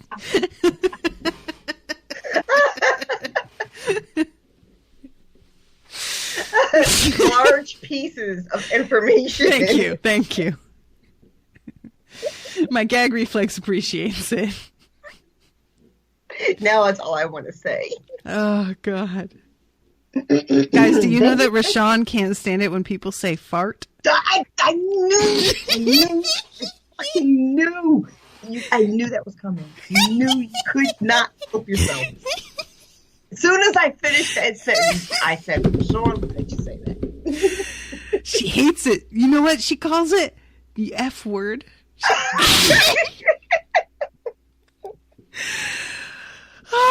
That's so funny to me. Okay, continue, please. I'm sorry. I don't even know what You're talking about leaving out large pieces of information. Yes. So the problems in this movie, I think, are more egregious Mm-hmm. than the problems that we find in the first 5 movies. Yeah. Just storytelling issues in this movie. Mm-hmm. Yeah, it's a bummer because again, it started so strong. I was, and people were saying, "Oh, this is the movie that's hardest for me. This is the one I hate the most," and I was like, "Really?" I had maybe 40 minutes into it, I was like, "Guys, I don't know what to say. It's not so bad." Right. And everybody just said, "Just wait." Yeah, this one, like you said, it starts off really strong. There's I think, kind of riveting opening where you find the Muggles being tormented unknowingly by wizards. And it's funny because I should have been, this is a really good example of things that I noticed were missing. But I was like, oh, but you know what? I'm not going to get upset because we don't get the scene of whoever the new, talking to the prime minister of the Muggles, right? Mm-hmm. We don't even get that. But I was like, that's okay because we know what's going on as the audience. Even, if you've ever read the book, we understand that, shit's happening. Mm-hmm. We don't need that particular scene, even though I enjoyed it tremendously in the book. It's okay that they didn't include that. Agreed. Yeah, I get what you mean. But, as the movie progressed, it became less forgivable to be like, what do you mean you're not going to include this? Mm-hmm. Completely agree. Yeah, so, it starts off with that. It starts off with, the really cool effect of the Death Eaters traveling with the, wisps of smoke curling super quickly. Yeah, it was pretty. I really liked that, and I think we saw it a little bit at the end of the last movie, right? Yeah. I was gonna say we even saw it earlier than that. Did we? Yeah. It fucking when Voldemort in the graveyard and they show up. Don't they show up? That's definitely possible. I don't really remember, but that would make sense. Yeah. But seeing them in this particular scene in this movie, the way they're all shooting through town, causing destruction without ever actually, we don't see them take human form. It's just these whiffs of smoke, Yeah. Then they shoot out and then the building explodes. It's pretty cool. So all of that is going on and just some tiki torches. Oh my God. Yeah, because you were like, Death Eaters, this is impressive. And I said they out there with tiki torches. These motherfuckers. This is where I feel like we are. We're getting into in terms of the parallels of our world with the story. We're starting to get into this. Yeah, in the book 5 or movie 5, you were like, so we're living in book 5 right now. Mm-hmm. But no, I think we've progressed to book 6. I think you're right, especially considering what's going on with Puerto Rico right now. I'm just like, yeah. So Harry, meanwhile, has a little moment that is kind of a throwaway moment if you think about it in terms of the big picture, but I really like. He has a flirtation with the waitress at this cafe, and it really hammers home how much Harry has to give up because of who he is. Right. Yeah. He has this sweet moment, which I don't think is in the books, right? No, not at all. Right. But you're right. It's like a quiet moment of him almost seemingly like a quote unquote normal kid. Mm-hmm. And I don't even just mean normal, not Muggle. I just mean normal, not the chosen one. Right, exactly. So, and a cute girl wants to, see him after work, mm-hmm. and he's kind of thinking, maybe he will see her after work, mm-hmm. and then bam, here's Dumbledore, and no, you won't. You'll never see her again. Yeah, and he even thinks initially that, well, this is just for tonight, and Dumbledore will bring me back, and I'll be able to go see her tomorrow and make an apology. But Dumbledore's like, oh no, you're not going home again. What? And it's like in the books, Dumbledore comes to the house and like chills with the Dursleys for a minute when he comes to collect Harry. And tells them off. Oh, that's right. Yeah. You're right. Yeah.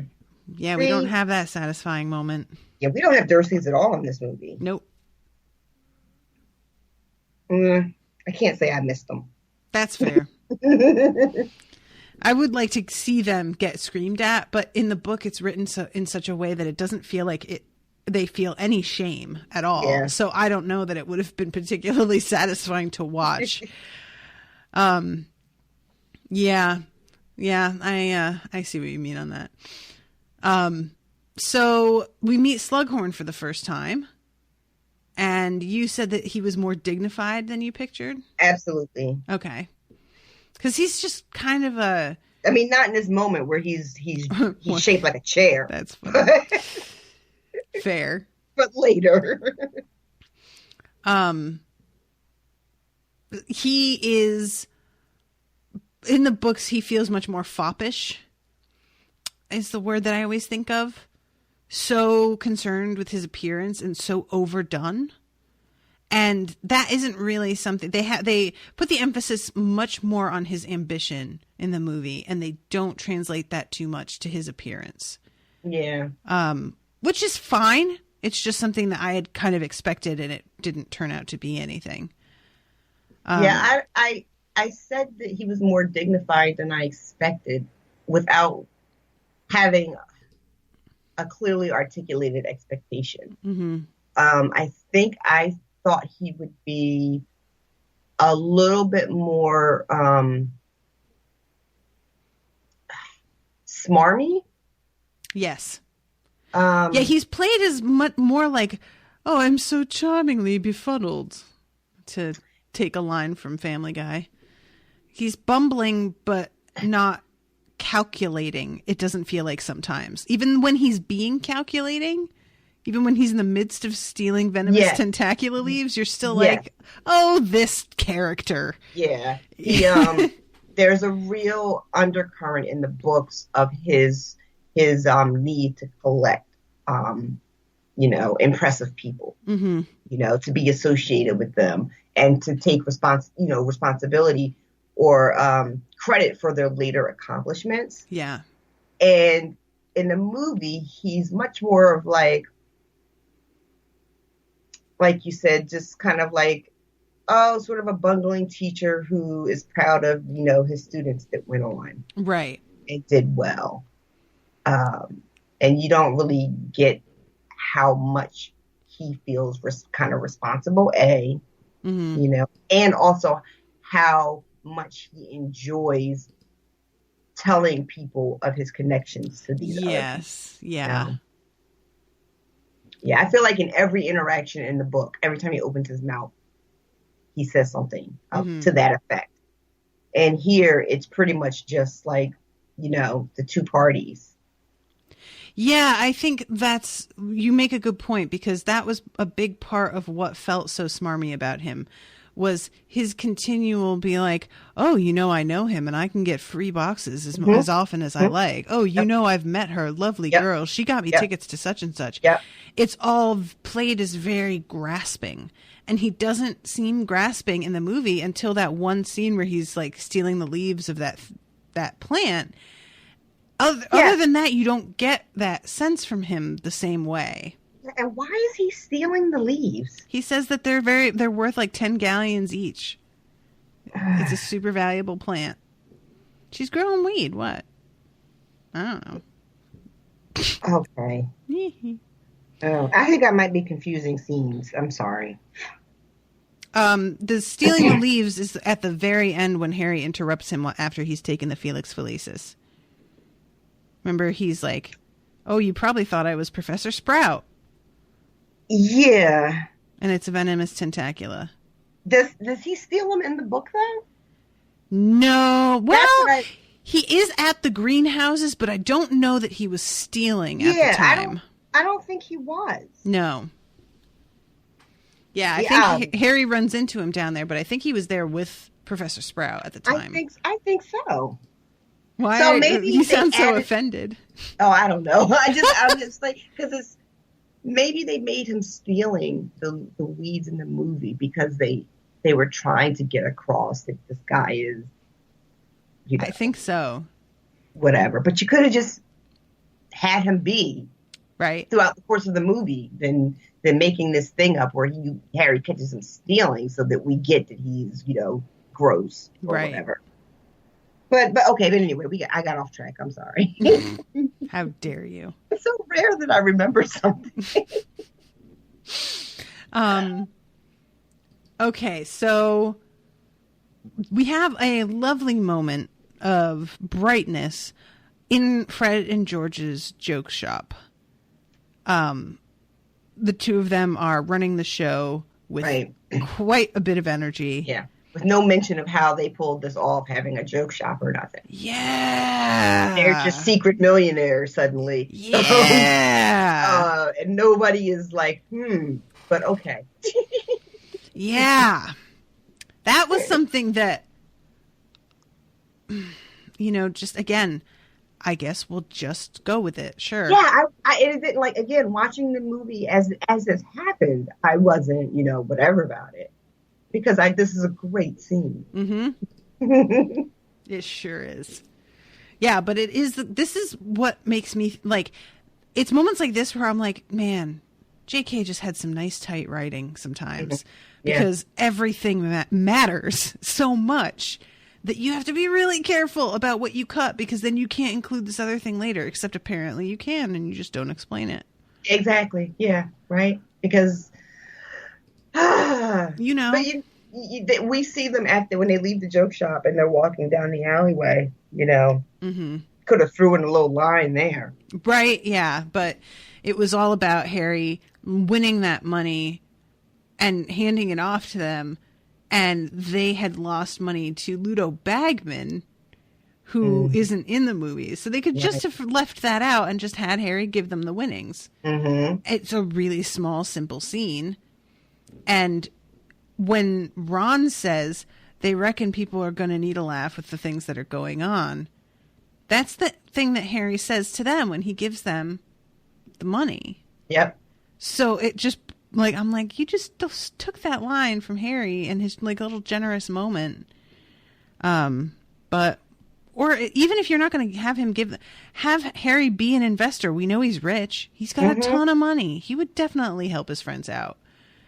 But yeah, whatever. It's the one thing I really like about this scene, beside the obvious of just loving the twins and this whole concept, is the camera pulling away down Diagon Alley, and you get to see that this is the one open business on this whole street. Yeah, everything else is fucking shuttered or destroyed. Mm-hmm. Did you hear the umbrage in the joke shop? No.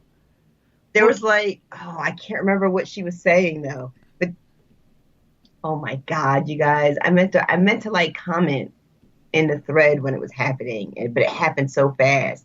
But you don't see the toy, but you can hear it. So somewhere in the shop, they have little things that have Umbridge's voice, and she's saying something like, you know, this will not be tolerated, or something along those lines. Oh my God, that's amazing. I never, ever noticed that before. Yeah, I wish I could find it real quick. I don't know if that's, I don't know. I wonder if that made it into the joke shop, because this joke shop is in Universal. Oh, so, that would be amazing if it is. If that's there, I will love it so much. So, yeah, she, see, I got me thinking about Umbridge now. They see Malfoy going into Borgin and Burke's and climb up on the roof for some reason to spy on him. It just felt like this is a really empty, bleak street, and everybody will notice these three randos crawling up on the fucking rooftops. But okay, sure. Okay, real quick. Yeah. They do have the Umbridge toy. No shit. You gotta send me a link for it. Where'd you find it? Yeah. I just typed in, I actually literally just typed in Umbridge toy at Weasley Show Shop. I'm doing it. But what I was looking for was hopefully like a clip or something so I could hear what she says in the movie.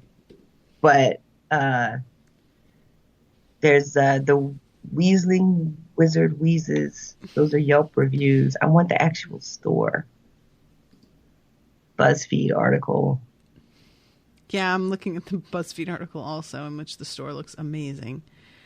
The decoy detonators, sneakoscopes, bombastic bombs. I don't remember that. You know, poo. I remember those. Extendable ears, skiving snack boxes, pick-a-sticks, and pygmy Oh my puffs. God. Are these the pictures from the store at the park? Yeah. This looks amazing. Girl, you are not ready. You're going to be so excited. It's going to be awesome. Oh my God. This looks amazing. Oh my God, look, the twins are here. She yells, in the movie, that's what the toy is saying. I will have order. I will have order. Oh, I love it. Yeah, it was pretty cool. These two. All right. Okay. Oh, it's a cycling umbrage. It's an umbrage that's like on a string, on a unicycle crossing. I'll send you. I found a picture of it. Turn her on and watch her go. That is so funny. Hold on, I'm sending it to you on Skype. Oh, I'm in the BuzzFeed article. No, it's not BuzzFeed that I found it on. Okay. I found the image, but of course then I clicked it and it took me to this thing where it's not even at the top of the thing.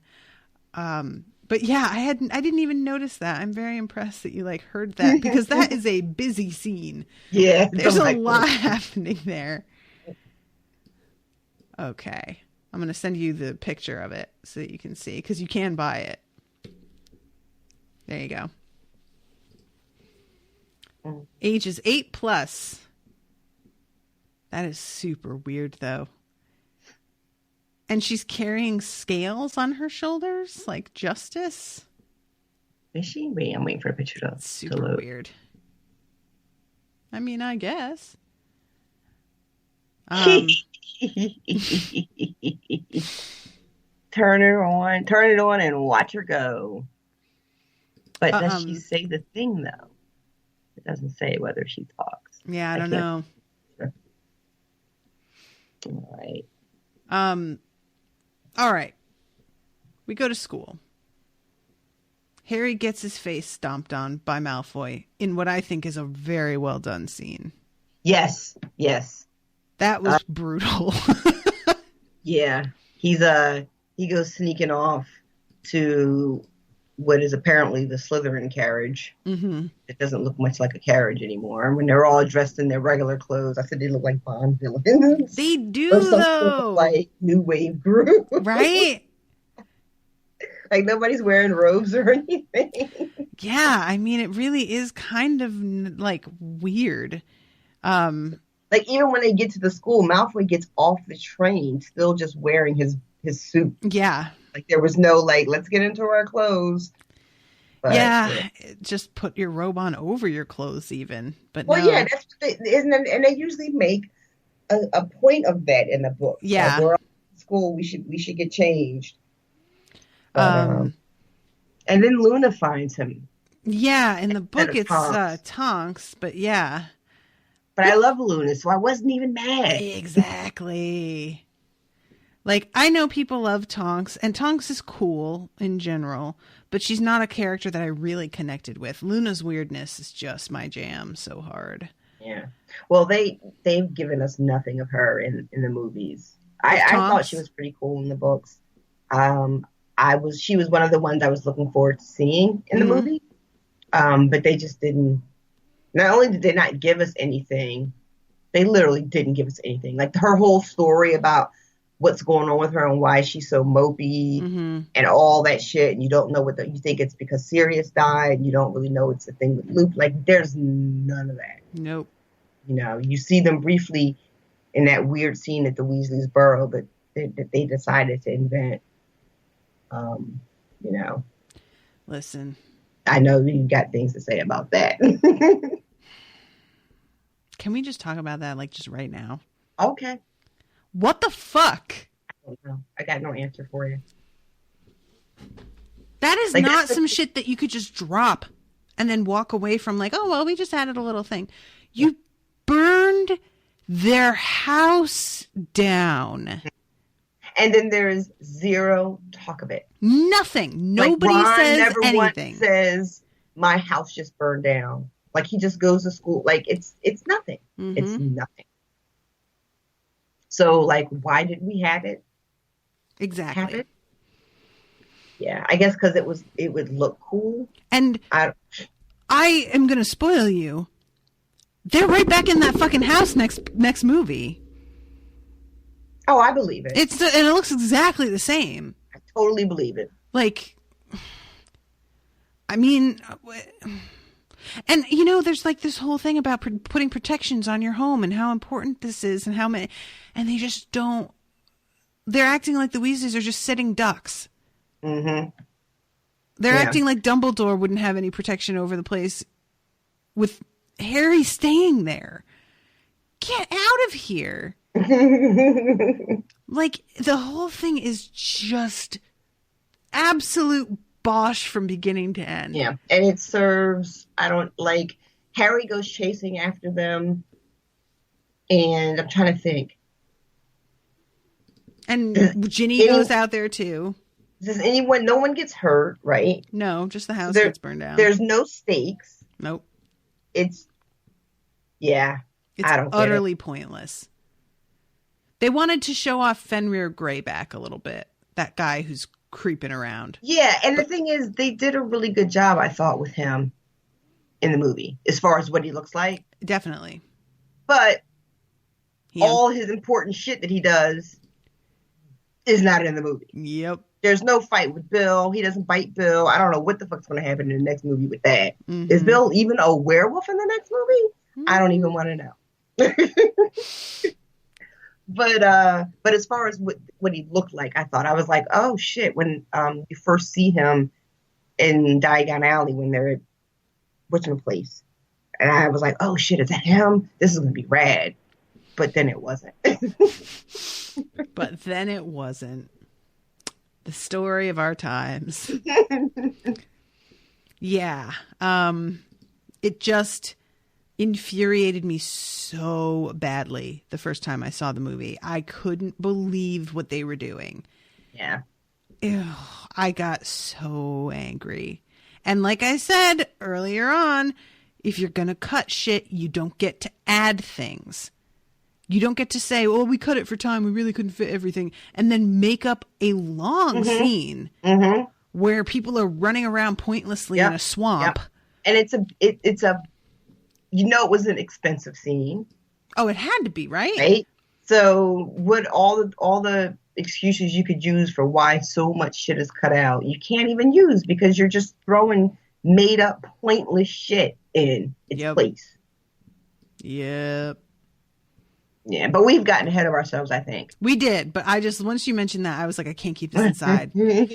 All right, so back to the school. The first class of potions where you like really get the sense that Slughorn is so much better for this job than Snape ever was. Oh, God, yeah.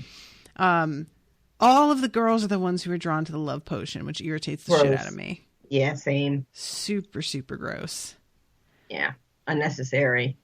But, okay. And the Felix Felicis isn't gold, which is the other thing that pissed me off. I didn't even notice that until you said it. And then I was like, oh, man, why wouldn't they do that? It's just clear like water. Like, just put a little color in that water. I mean, it doesn't need special effects. It looked like, I think they put a little bit of yellow in it to make it look almost like thin apple juice. Oh, I didn't notice that at all. But I mean, barely that even. Yeah, they put like it was like in a little cute vial with a gold top, but that was about it. Yeah, and then he fucking drinks the whole bottle. Oh, yeah. So that's going to come up later, right? There's no battle later, so it doesn't matter. Oh, that's right. That's right. And Yeah. I couldn't remember when he uses the rest of the potion. I was thinking it wasn't until the next book. But yeah. Yeah, that's why I was like, when I answered and I was like, yes. And that's all I wanted to say because I didn't want to say, don't worry, it won't matter anyway. But yeah, he wins the Felix Felicis. It's the first time with the Half-Blood Prince's textbook. Mm-hmm. Did you think they did a good job of how obsessed Harry got with this book? I think they tried, but they had him reading it frequently, and they had him carrying it around a lot. Yeah, I noticed that he made sure to never leave it anywhere, but that felt to me in the movie more like if I leave it, somebody will, see it or take it or read it or as opposed to of how really in his head it was kind of getting. Yeah, no, I agree with that for sure. Yeah. So, what did you think? I know what you thought. I'm asking anyway. Of the way they handled the Pensieve scenes. You mean the ones that they decided to ignore? Yeah, And look, so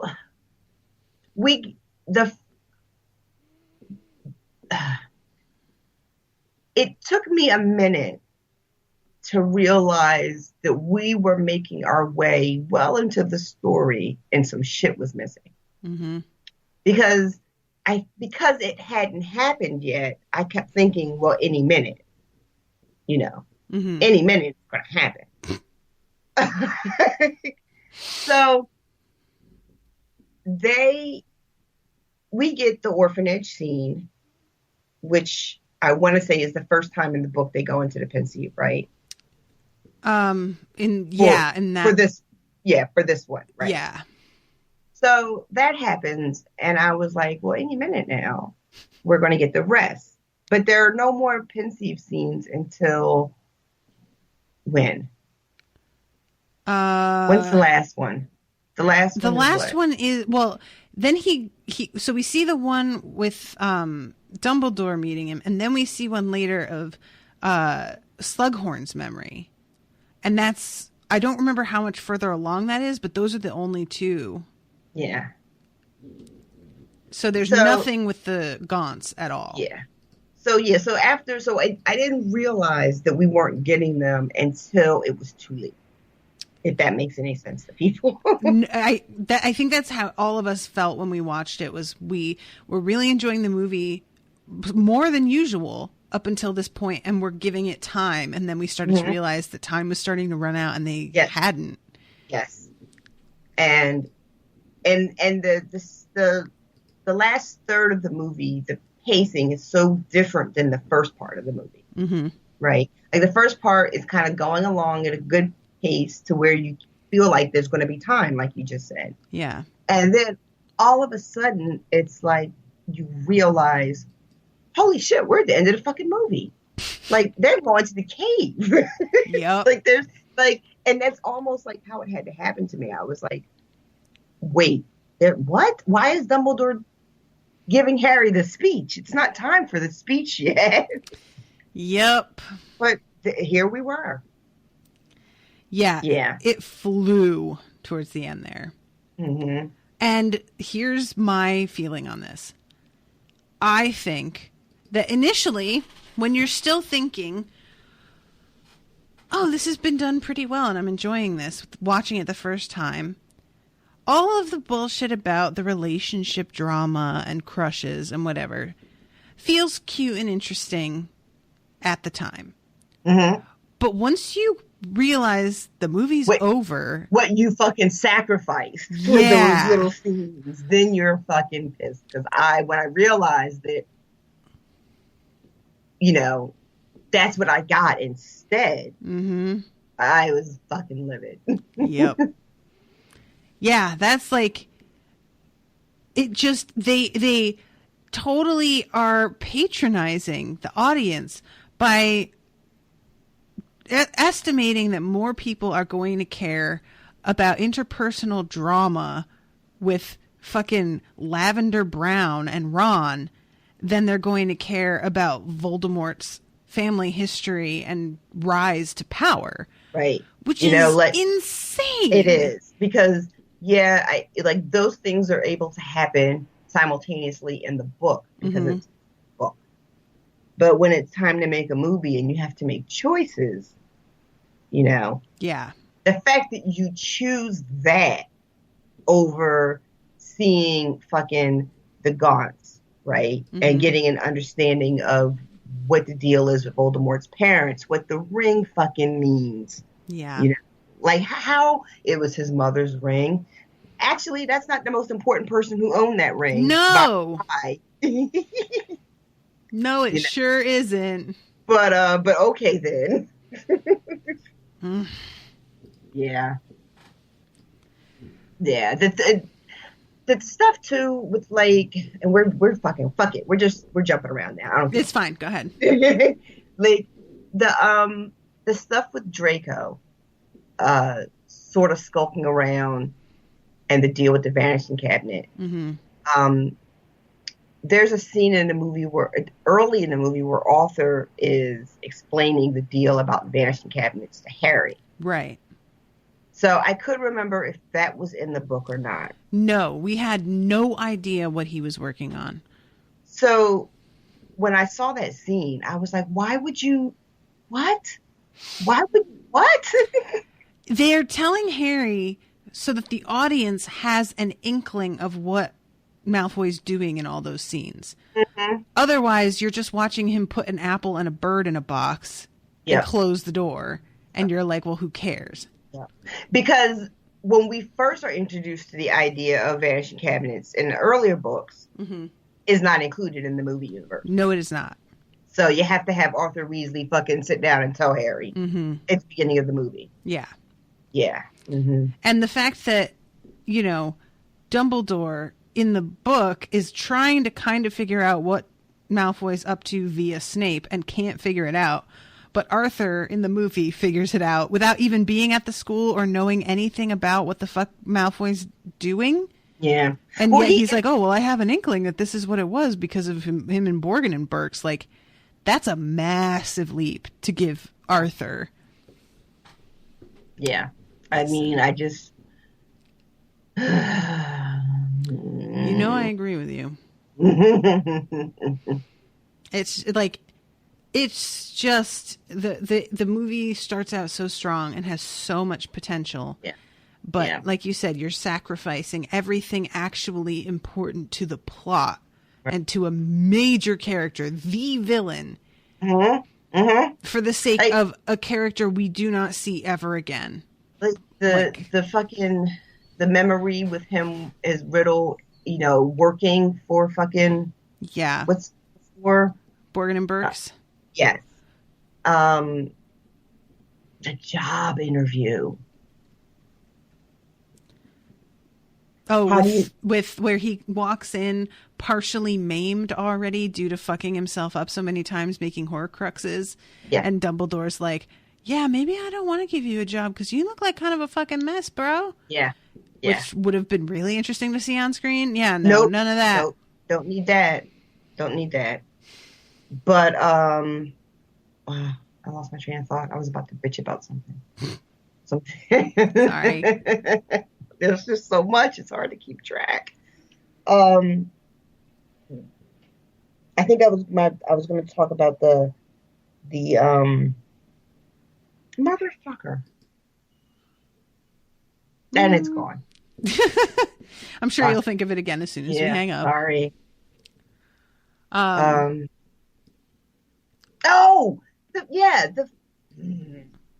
What? So Harry in the book is spending all this time with Dumbledore, and it's important, not just the memories, not just the information that we get, right? That Harry's going to need about the Horcruxes that we don't really get in this movie until like the last second. Right. Also, this is us in the books seeing Harry and Dumbledore finally do all the talking to each other that you have wanted them to do for 5 books. Right? Yep. And there's just practically none of that in the movie. None of it. Yeah. Like you have like you spend so much, especially when you think about, I guess it was the last book where Dumbledore is like ghost, like he's just not around Right. Harry, right?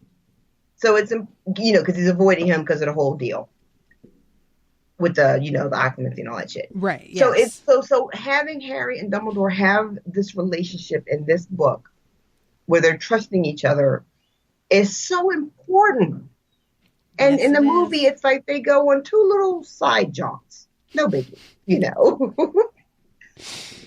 I don't know, man. I cannot agree with you more. Listen. And this is, do you see what I mean about how I hate the fourth movie the most, but this one makes me the most angry? Yeah.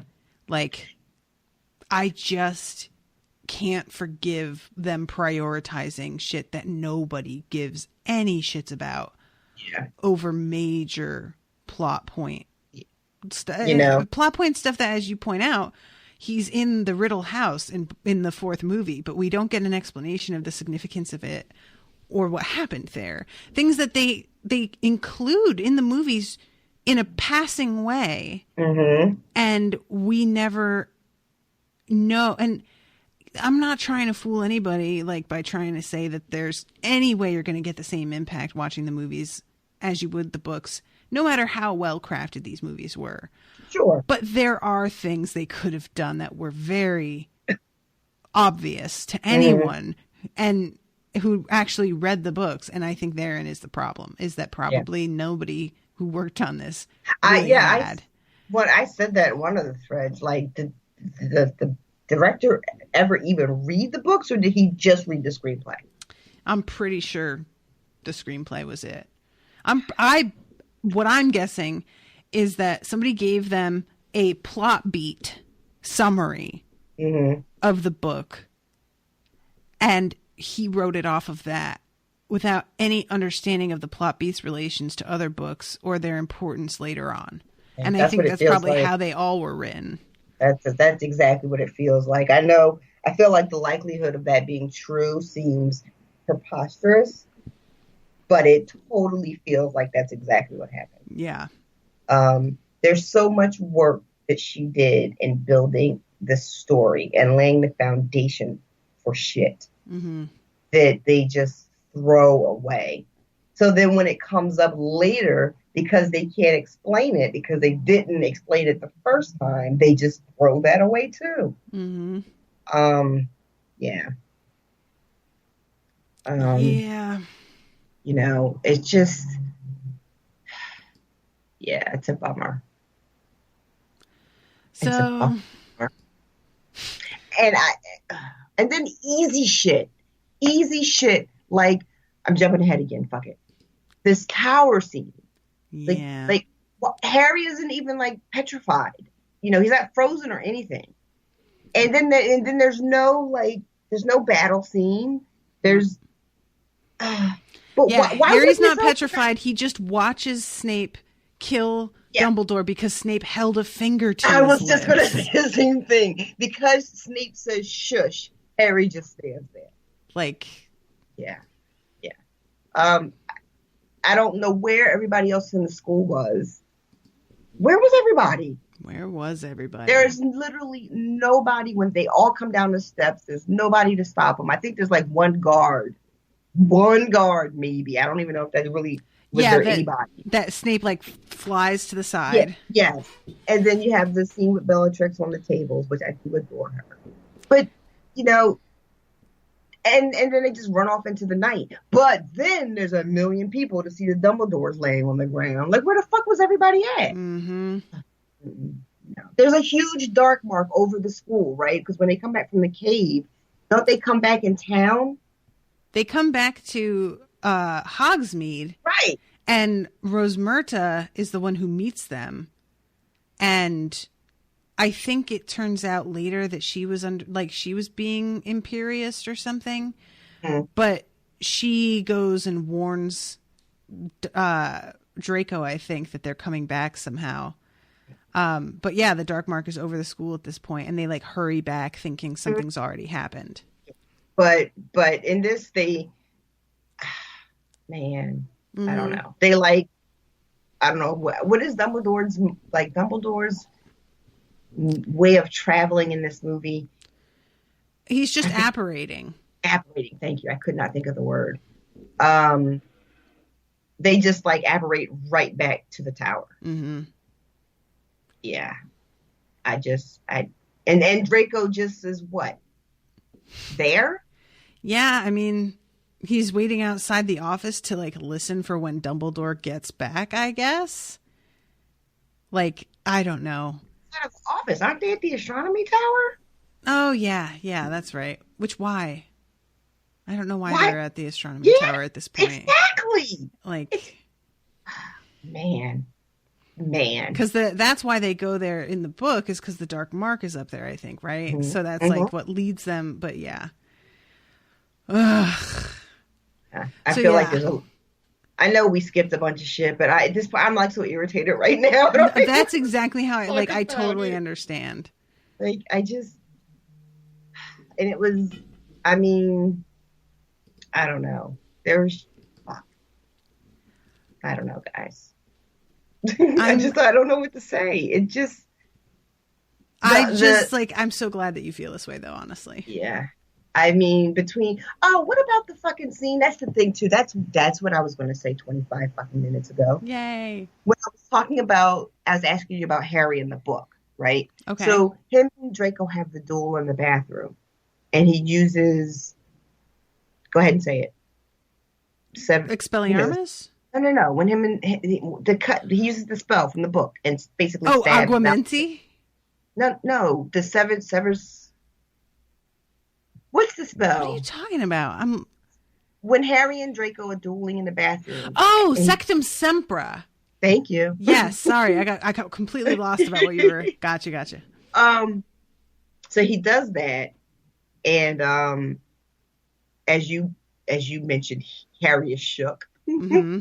Right? But then he runs to hide the book in a panic because he doesn't want anybody to take it from him, right? Yeah. But here in the movie, it's Jenny. We have to get rid of it now. Mm-hmm. We have to take it someplace and put it where no one can find it. Mm-hmm. That's not the space, the headspace that Harry is at all. No. But they fix it because there's a kiss.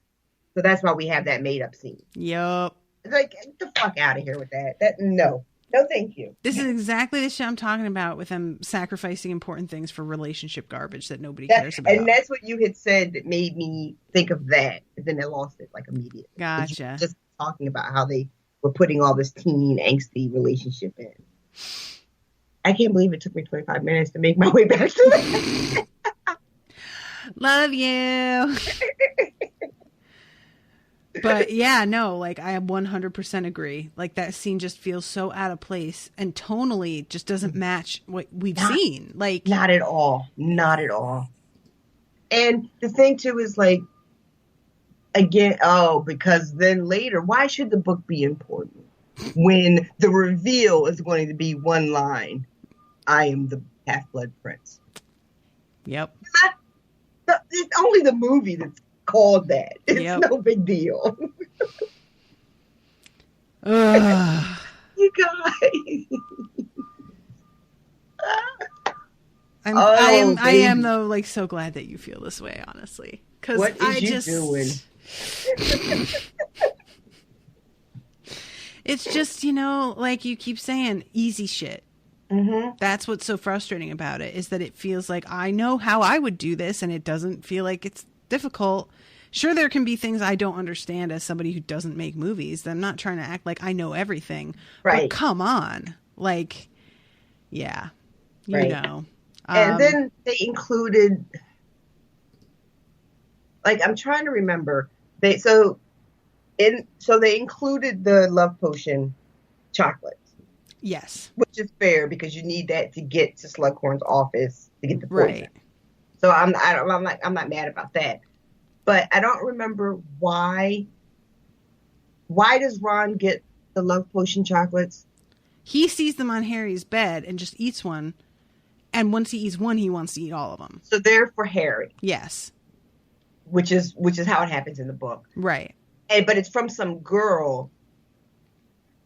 Romilda in the Vane. movies, we have no idea who she is. Like, Ginny points, or Hermione points her out in the library. At one point, she's like, oh, there's that girl. She wants to give you a love potion. She's been, like, talking about it with people, and Harry's like, really? Okay, I missed that. Yeah. Okay. But it's a small setup, yeah. So then they included Ron being a successful keeper. Right. But then all the other terribleness of Ron as keeper is completely not in the movie. Correct. So there's no Weasley is our king. No. Deal. Yeah. Yeah. I mean, yeah. Listen, we've been at this 2.5 hours, and I have only got 45 minutes to get ready to leave before I go to my birthday festivities. So I'm going to have to wrap up. Birthday festivities. Yeah, I'm excited. We're going to go do an escape room, guys. And then I'm going to go to Red Lobster. Oh, shit. I had never been there until I moved here because there's real seafood in New England, but there isn't here. So when I went here, it just was great because I hadn't had fucking real clam chowder in like 2-3 years. If Red Lobster is your best opportunity for seafood, that is the saddest thing I have ever heard. Landlocked. Those cheddar biscuits are the bomb. Oh, Owen's planning on just eating those, I think. That shit is pretty so sure. good. I can't go to Red Lobster because obviously I'm allergic to shellfish, and you can go and eat other things. I didn't know that. Oh yeah, I'm allergic to shellfish. Okay. So I don't trust their kitchen. Gotcha. That's totally fair. Like, I wouldn't either. I can't trust that I can just get something and it won't be swimming in the grease of something else. But so am I going to have to make the joke, or are you going to make it yourself? Did he fuck me good? There you go. Not yet. Oh.